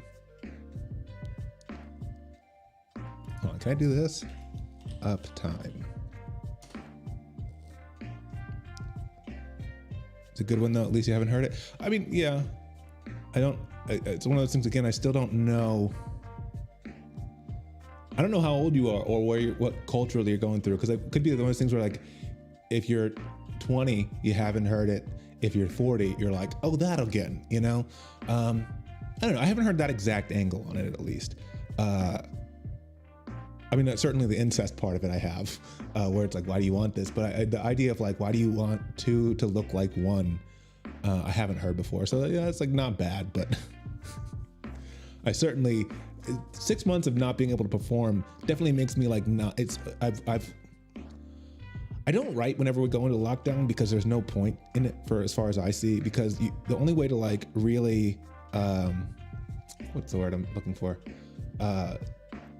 Like develop a joke, like not just have an idea, but then turn it into a proper joke, is you have to get on stage and start like editing it. And the only way you can really edit it, like you can edit it alone as much as you want, but you don't necessarily know which parts need to be edited until you get in front of somebody and say it on stage, or a bunch of people and say it on stage.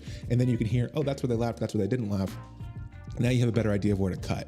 And when you know you're gonna be in lockdown for several months, even if I wrote every day, I don't know if any of it's going to be good. And then I have to like still go through the effort of like trying it all out in person afterwards. And then you have like this huge stockpile of jokes that you can't give the proper amount of time because you have so much to go through.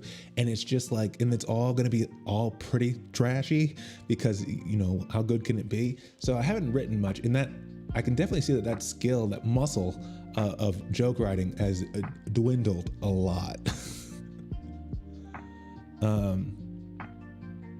Because I feel like before the lockdowns, or let's say like before 2020, if I'd had that thought, I probably wouldn't have even written it down. And now I'm just like, man, it seems good enough for me. Or maybe I'm romanticizing how much of a purist I thought I was back then, and I would have written it down and been like, fucking nailed it. I did have a joke about saunas, so you know, it's not like I'm clearly a hack, so it's fine, I guess. 23, so could be out there. Yeah, I don't know. I mean, like, if you say you're 23 and you haven't heard it, it's at least more promising than it's like, I'm 14 and I've never heard it, you know? Because that's the thing about TikTok is, I feel like so many people on TikTok that have responded to my stuff have been like 18 or younger. And not a huge percentage. I don't know the percentage because they don't give you analytics on that because they're kids and they can't be marketed to like that. But it's just a primarily young demographic on TikTok.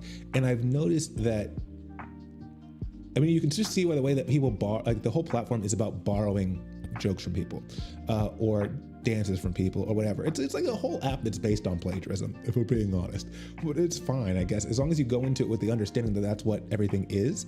Like, and if somebody used my sound for a skit, I'd be fine with it because, you know, it's my sound. But then it's like, if you take my sound, download it, and then make your skit, and then all upload it so it's all your sound and has no reference to the person who said it ahead of time, that's where the plagiarism comes in. And it would bug me a little bit more because it's stand-up comedy that I'm putting out there, more than like if I'm doing a little 6-second sketch on you know, a Vine 2.0 type thing. But the thing is, whenever you see people actually complaining about plagiarism on the platform, which is generally people who are a little bit older and understand, or like professional content creators on other platforms, or have been on multiple platforms, I've seen a lot of Vine people complain that their stuff has been taken to TikToks from their YouTube videos, and it's like, yeah, well, you're coming from a creator culture that's, you know, all about that. And kids, and the younger people that are on TikTok, this is like their first experience for a lot of younger people with this kind of like being able to put stuff out there, being able to create your own thing, or like the idea of like, sure, but he did it better, you know, which was like, I remember when Carlos Mencia, who was a famous comedian in the States for a while until his career kind of disappeared largely because he was a known plagiarist and would steal people's jokes all the time. He would steal jokes all the time, got successful, and then people were defending him like, yeah, but he did it better. And it's like, sure, but like, it wasn't his intellectual property to do, you know? And I think I think TikTok really with young people does kind of have this like, but they did it better. And that's why they got the clout. Yeah, so I don't remember why I started that tangent, but I do think that there's probably, I don't know. I was like, I don't know why I started that, but let me try to wrap it up as if it was cohesive. And then I realized I'm like, I don't know why I brought it up. Yeah, no fucking clue. Oh, I guess it was that like, no, I don't know. All right, so let's take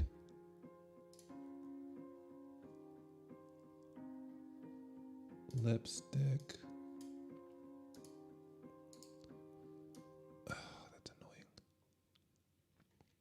Whatever. Copy image.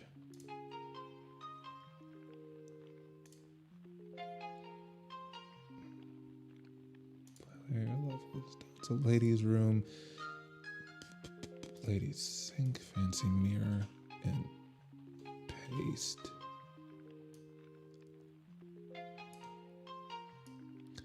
As an artist myself, I hate the did it better argument, very deep level. Yeah, and there's a thing where like, I don't know. I can see it to a certain extent. I'm not justifying it, but I can like there is a transformative element. Like if you're transforming it into a completely new thing, it's one thing to be inspired by something because that's how art works in general. There's so much inspiration. Like literally, we're designing a video game level right now that's based off of a bunch of like we're creating the art based on what other, that is way too big. I don't care, whatever. Like this piece of art right here, I hesitate to call it art at this point because it's so shitty, but like it is technically art, like, and it is like a self-expression, and like it's the first step of an art. It's like the sketch before you go into it, but like this was creating art. But in order to do that, I took a photograph that somebody made of pipes. I took a drawing somebody made of pipes. I took a drawing somebody made of a geyser. I took a photograph somebody took of a toilet. I took a photograph that somebody did of a bunch of people's graffiti. I took a drawing of a passed out guy, a drawing of a puddle.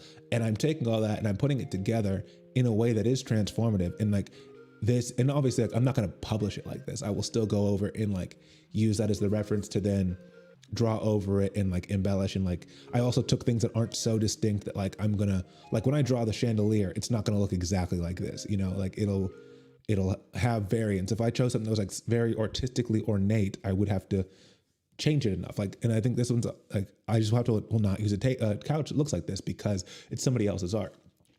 And I will take that as inspiration. And you could say, well, the basis of what you were doing here, well, you took a bunch of somebody else's stuff as reference and put it together. It's like, yeah, but then I turned it into something else.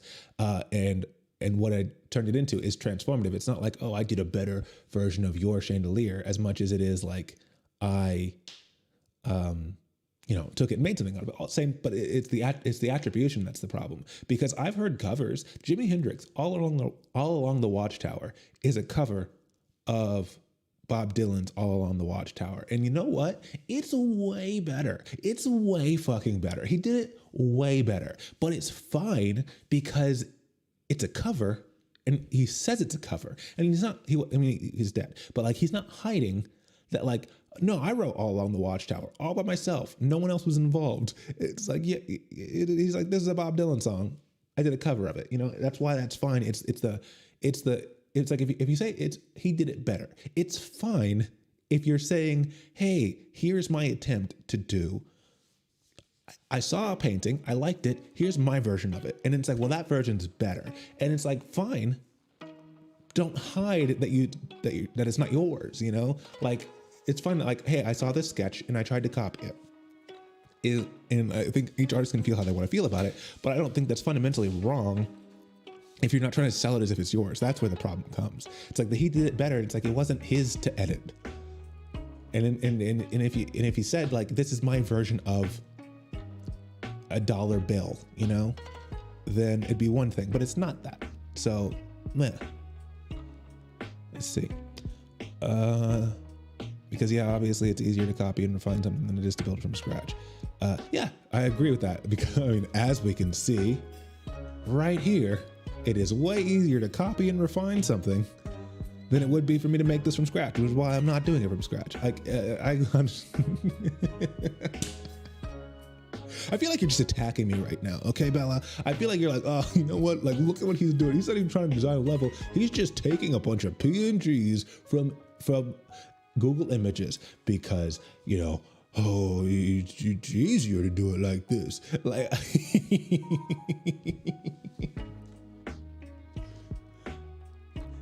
yeah, it's way easier to do something, to refine something else than it is to do something from scratch.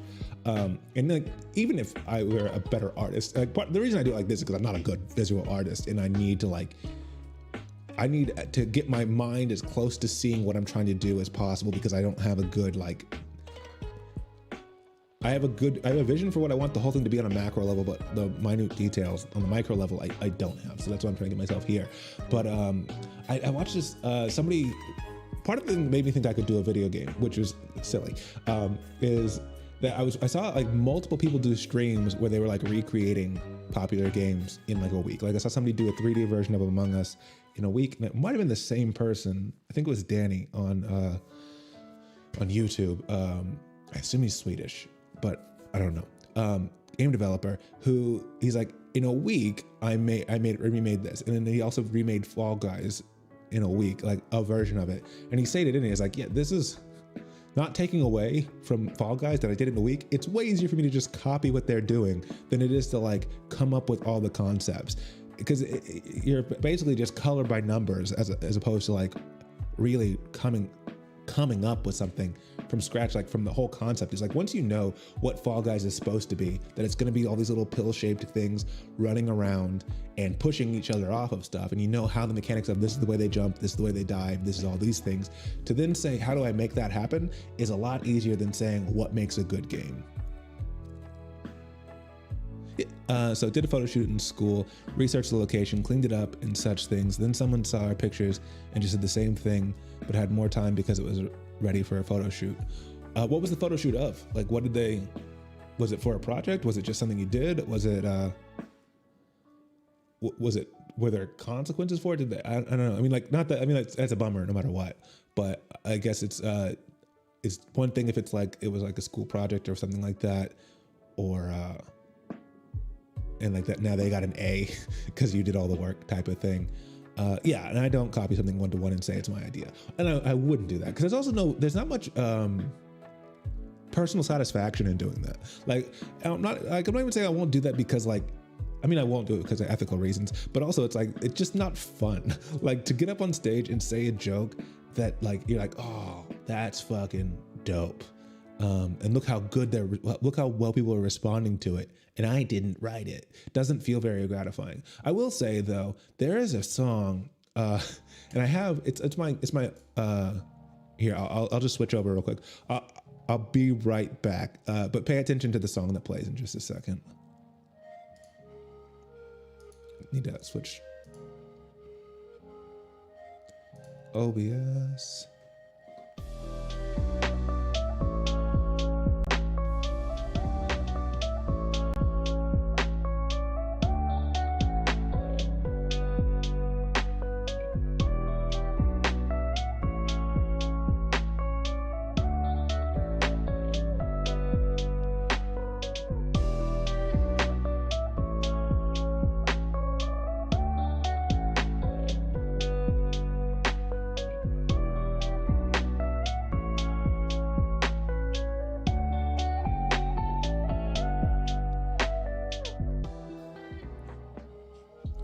So that song right there, I used it because one, I have the right to use it because it's what's his name? Harris Heller is a professional streamer, and he started a company called Stream Beats, which is all for copyright-free, like basically creating a bunch of copyright-free music that people can use for their streams without having to worry about DMCA strikes. And he created that album, and basically I think he hired a producer to make that track. And I heard it, and it fit with what I wanted to do for that dance, which is why I use it. But like, I honestly, that's the most I've written hundreds of songs because I studied music and composition.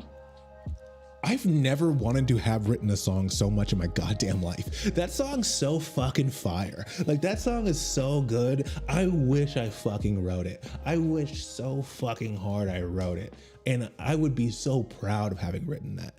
But I didn't. So like, I can't, like, I would never say I did because like, where's this, if I'm like, oh, that song, that fire fucking track, I wrote that, and I'm like, cool, man, that song's fire. And I'd be like, yeah. But like, what pride do I get to take about that? Because I didn't actually write it. I know I didn't write it. So it's like, yeah, I wrote it. And they're like, whoa, he wrote that. And I'm like, yeah, because it's really good, right? They're like, it's amazing. And I'm like, cool.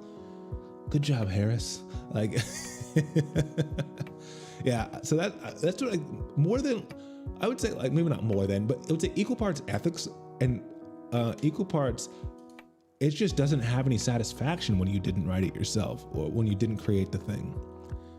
Difficult to explain, but we had to photograph graffiti with long exposure and different light and such. They got a better grade than I on theirs and is now in a small exhibition in our school. That sucks. That's a bummer. Yeah. And that's why the petty thing to do, I mean, ultimately, the healthiest thing that you can do is take pride in the fact that you know your contribution to it, you know, and it's a bummer that you don't get the recognition, but you know, it is what it is. Like, my ex has her new show poster for her show that's it got postponed because of the lockdowns. I think she's supposed to be premiering it in September now, but the concept art for it, I didn't make it. But she had she paid a company, or like she got online and there was like auction for like, I don't know, you get to like say, hey, send me your submissions and I'll pay $500 to whoever gives you the best one. And they did a pretty good job, but the concept behind it, like the pose and the aesthetic and the vibe, I suggested, and I'll get no credit for that, you know. And it's like, and we're not even talking anymore. So, you know, I don't get any credit for that. My name doesn't show up as a credit for the poster. I'm not the person who made the art, but I also know that that image would not have been possible without my contribution to it, without my artistic vision for it. And she's mocked me for saying that vision, but like, it was important, you know. It was like, it was a very good part of it, and like, I can be proud of that despite the fact that I didn't create the image itself, and that it's not an image for my product, and etc. Even if nobody else knows. So ultimately, I would say, as much of a bummer as that is, you know, and it's not the end of the world, it's just an example, like you said, but like, at the end of the day, it's like, okay, well, what did you bring to their picture? And now you get to be proud of their picture too. like, oh, that's a really good picture because of what you put out there. So it's not a thing where it's just like, oh, I did this thing and they ripped it off and now they have the good image. It's like, no, you now get to look, if anything, you get to steal their image back from in your own mind and heart of like, hey, you might have taken that picture, but you only took it because of all the work that I put in to make it right for your picture. So like, if I hadn't done that shit, your picture wouldn't be shit. So you're welcome. And whenever I look at this, and I'll fucking, every time you walk past that little exhibit in your school and you're sitting next to somebody, just point at that picture and be like, I did the set design for this. Boom. Now it's yours. You're taking it back. Okay.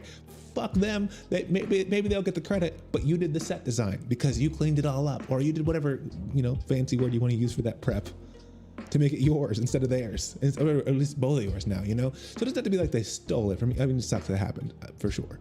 I'm looking for the bright side of things. Yeah, steal it back. Steal it back.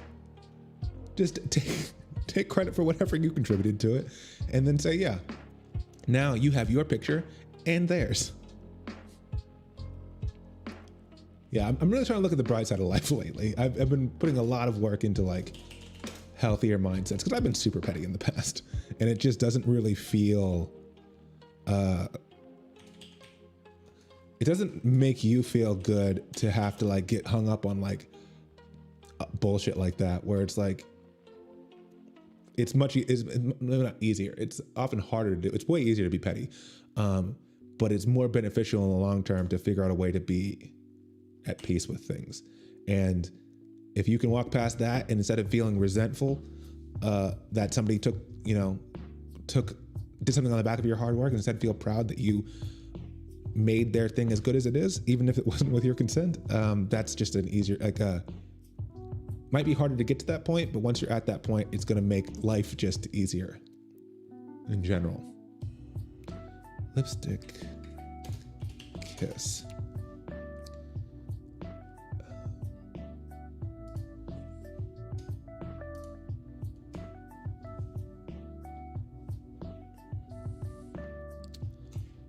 All right.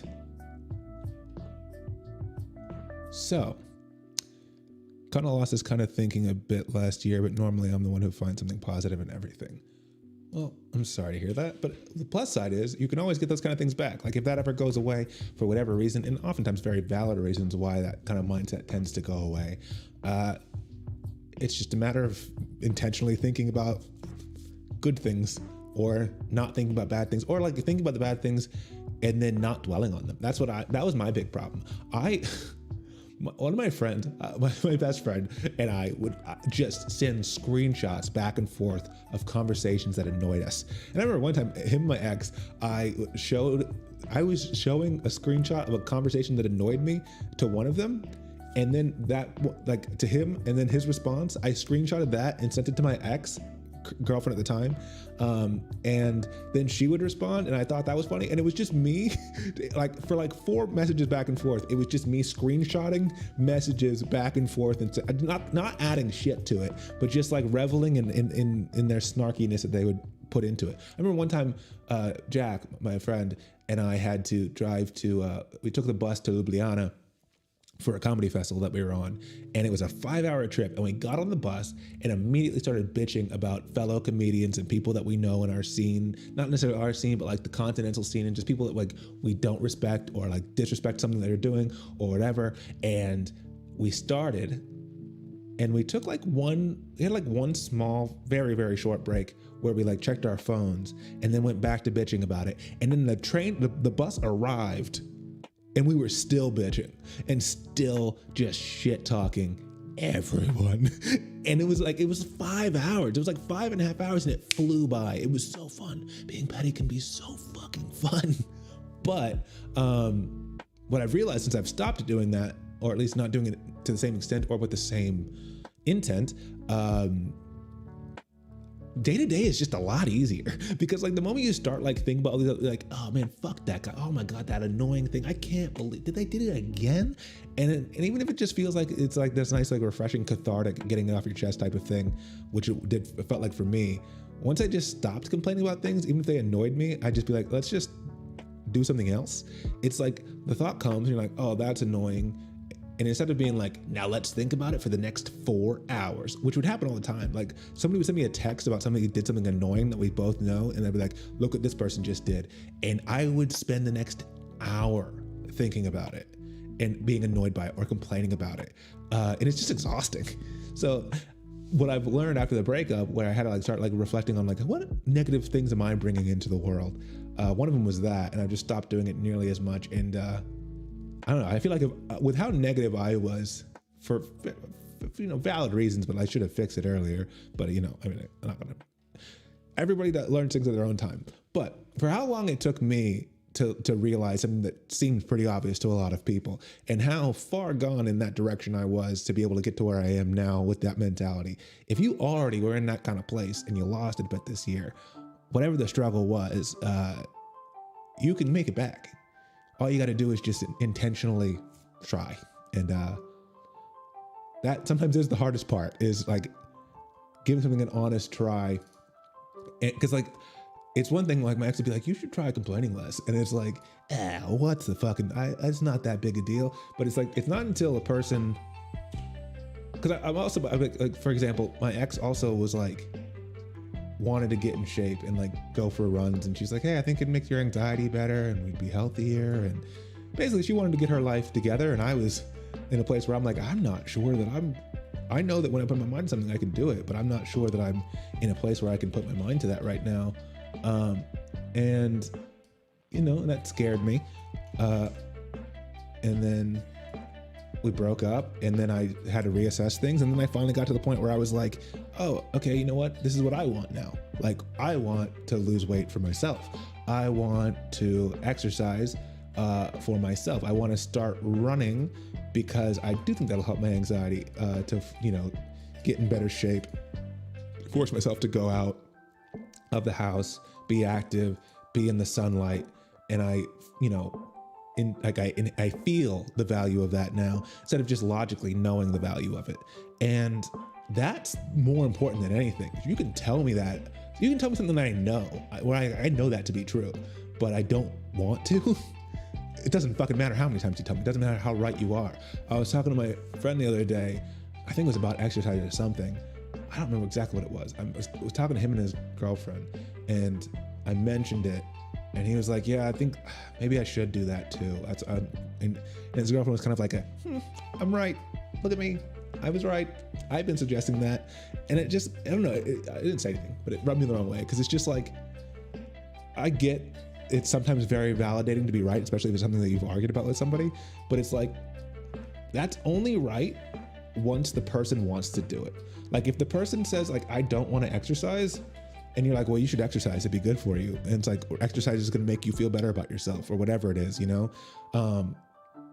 That may be factual, but it's not the right move until the person decides, I want to exercise because it'll make me feel better about myself. Because if you just say, hey, I think if you exercise, you'll feel better about yourself, and then they start exercising because you told them they need to, or that you told them they should, or they feel that pressure from you, or you think it's a good idea, like it's not gonna have the same effect. It's almost like this placebo effect of like, you have to want it for that. And then as soon as you want it for that, then it's a good idea. But if it's somebody else's idea, then it's not, you know, it just can't be a good idea until you actually want it for yourself. Long-winded way of saying that I'm sorry that whatever helped, you know, put you in a situation that you don't feel like you're looking at the bright side of things anymore. But I think if you want that, you can very easily get that again. That's my hope for you. Okay, so I think let me do candles. Let's put candles in there.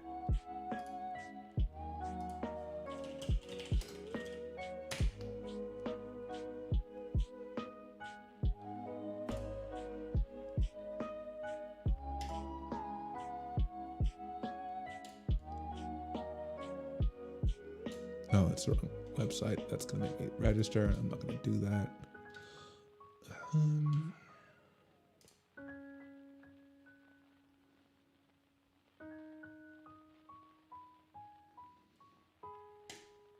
Oops, time website. Appreciate that. Well, you're welcome. I hope it's true. I say that because I've made one of the problems that I had in the last several years, honestly, a lot of my life. And I realized that a lot of it's because my mom was very argumentative when I was a kid. And it was always this thing about like, who's smarter? And like my mom would love to like win debates. So she would start debates so she could win them. And I don't think she did it with ill intent most of the time, but it definitely like, it became this thing where like everybody in my life was like, Reggie, you're real standoffish. And I'm like, I don't know, you're like clearly starting an argument right now. Cause they'd say something and they'd be like, if my mom had said that, she'd be starting an argument with that sentence. Like, that's what I'm like, I hear those words, that's somebody arguing and I need to argue back. And now everyone's like, you're standoffish and like, why are you so contrarian and blah, blah, blah. And even with my mom, which is the annoying part about it, is like, she would start all these arguments my whole fucking childhood. And then my adaptation to that, like my probably maladaptation to that was to like be ready to go and like, all right, let's get it going now. And then when I would do that, she'd be like, he's so aggressive. Do we have the same mom? Yeah. So like she would do that all the time. And what I realized is that my mom always prized intelligence a lot. And I was always really smart growing up. So I prized it a lot because it was kind of instilled as like, this is what's valuable. And because of that, I got so hung up on being right and thinking that was the most important thing. And I also realized that there's a lot of like really toxic media figures like a Dr. House or a Sherlock, where they're complete insufferable pieces of shit. Oh, I need to put another wall in the middle. They're like insufferable pieces of shit most of the time, but god damn it, they're right. And that's such a shitty message to teach people, especially young people. Not that those shows are like specifically for kids, but like we glorify and romanticize the idea of a toxic genius. Like same thing with like Gordon Ramsay or Simon Cowell, somebody who's just a complete asshole, but god damn it, they're right. And it's like, you don't have to like me, but but I'm right. And that I was smart.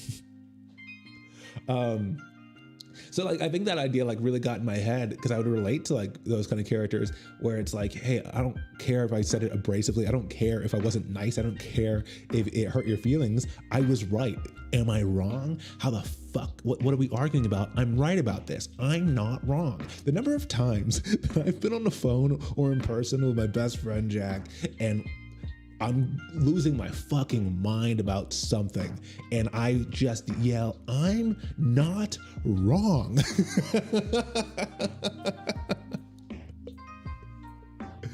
And what I realized after the breakup was like, oh, sometimes it's more important things than just being right. Like sometimes it doesn't matter if you're right, if the other person just needs to be heard, if the other person just needs to feel like, oh, are we on the same side? Do I feel safe with you? Do I feel like you're attacking me? And it's like, well, I'm just telling you, I'm right. And it's like, yeah, well, my feelings are hurt. Like I'm sad. And I'm like, well, here's why you shouldn't be. And it's like, okay, but I am. And I'm like, well, but I'm not wrong that you shouldn't be.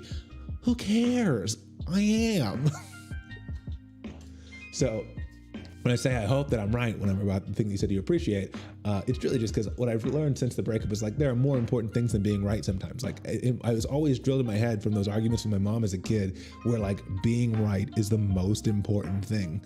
And I realized that sometimes it's not. Like being right's important at times, but sometimes what's important is it more important to be right, or is it more important to go to bed happy with each other? Is it more important to be right, or is it more important to make it clear to the other person that this argument actually isn't important? You know, that it doesn't change your relationship, whether it's romantic, familial, or friendship with anybody. It's like, hey, even if we disagree, even though I'm right, even if we disagree, it's fine. I still love you. I still care about you. We're still going to be friends. We're still going to go on as normal, regardless of whether or not we agree in this argument. Is sometimes more important than just saying, shut the fuck up, you dumb piece of shit. I'm right. I'm right. I'm not wrong. You're wrong, unlike me, who's right. And now they feel like shit, but you got to be right, I guess. And it's like, yeah, I don't have, yeah, it's it's toxic as fuck. So I'm less focused now. Like when I say that was my thoughts, and hopefully they're helpful for you. And I'm sure you can find your way to find, you know, peace and happiness and the bright side of things again. But also I acknowledge I could be 100% wrong. You know, I have no fucking clue. I'm a fucking idiot.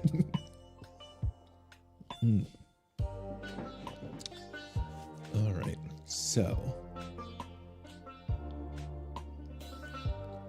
what did I just copy? Candles. So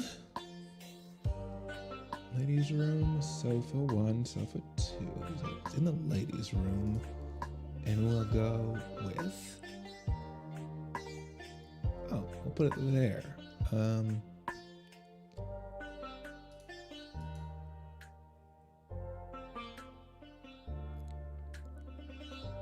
Just wanted to ask for the starting point at the top. I'm like, yeah, it was the, you said you appreciate it. And I said, well, I hope I'm actually right because, who knows, you know? Could be a dum-dum. Is it this? No. Mint and cigarettes. So we're gonna go with candles.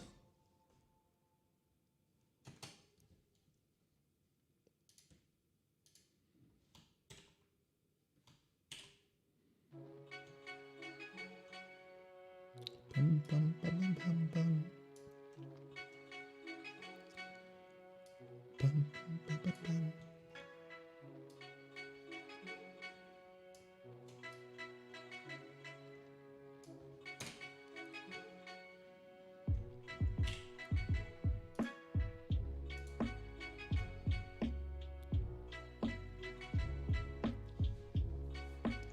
All right. Well, take it easy. Thanks for stopping by. Thanks for chatting. Yeah, thanks for your input as well. Yeah, hopefully I'll see you next time, and have a nice night. Bye, Bella.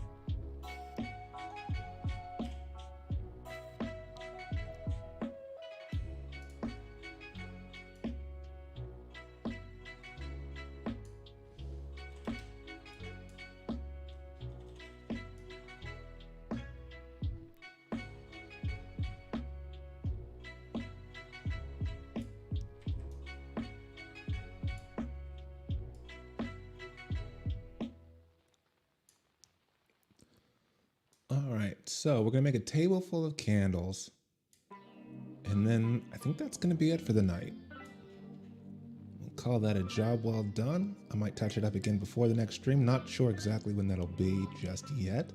I do know, just as a reminder to anybody, if you haven't already heard about it, there's gonna be a comedy show, an online comedy show on May 23rd. So that's this Sunday. The link is in the bio for the Twitch. If not the Twitch, then it should be. It should be on the Twitch. I think the Twitch has it as well. If not, you can go to facebook.com/TheReginaldBarris, or if you want, you can get free tickets to the show by joining the Patreon, which also helps support this game and other projects. Patreon.com/TheReginaldBarris. VIPs get free tickets to all the online shows. And also you get behind the scenes stuff and extra, like some, I guess, betas, so to speak, of like where the game's at so far, storyline, insides, behind the scenes for all that kind of stuff. And I will soon, right now I'm just kind of doing this, the streams as I feel like I have time. And I also need to I don't want to commit to too much yet, just because I know that live shows in person are about to open back up in Vienna again. And as that happens, I don't want to overcommit to other project, to like streaming whenever I might have obligations in person to take up to, as I have to pick up regular life again. But I can say that we'll keep doing these streams. That is 100% sure, or certain. And I will, as soon as I'm able to start putting out a schedule where I can have like an idea of regularity, then I will post that to Twitch, and yeah, then you don't have to keep guessing all the time.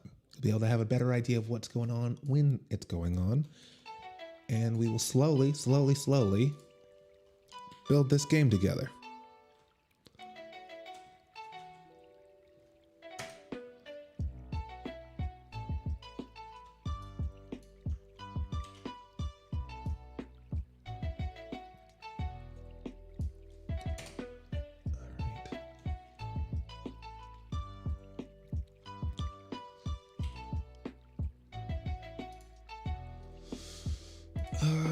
Candlestick PNG. Oh, that looks terrible. Those aren't what I was looking for at all. Can I go with candelabra?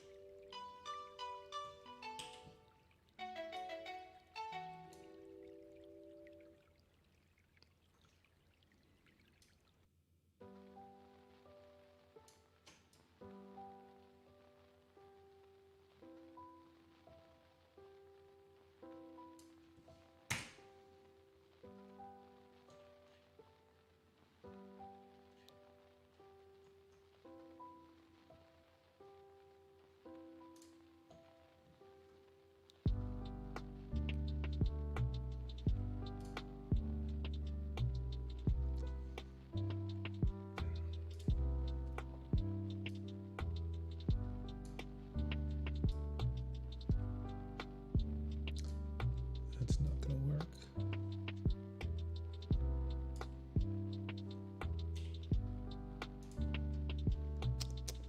Doesn't work. Okay.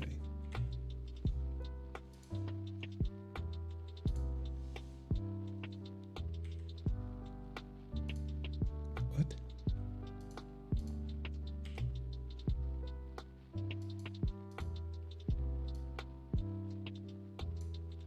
Okay. So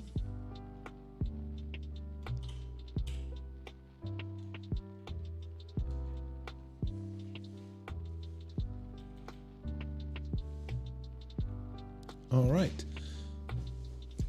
I'm gonna take care of this by myself because that's the last thing I'm gonna do, and I don't want to keep streaming because it's gonna take me like 5 more minutes, 10 more minutes, and it's not gonna be interesting. And I want to chill. I've been doing this for about 4 hours, which fuck, I did not write something down when I wanted to. So maybe that's 3 hours in.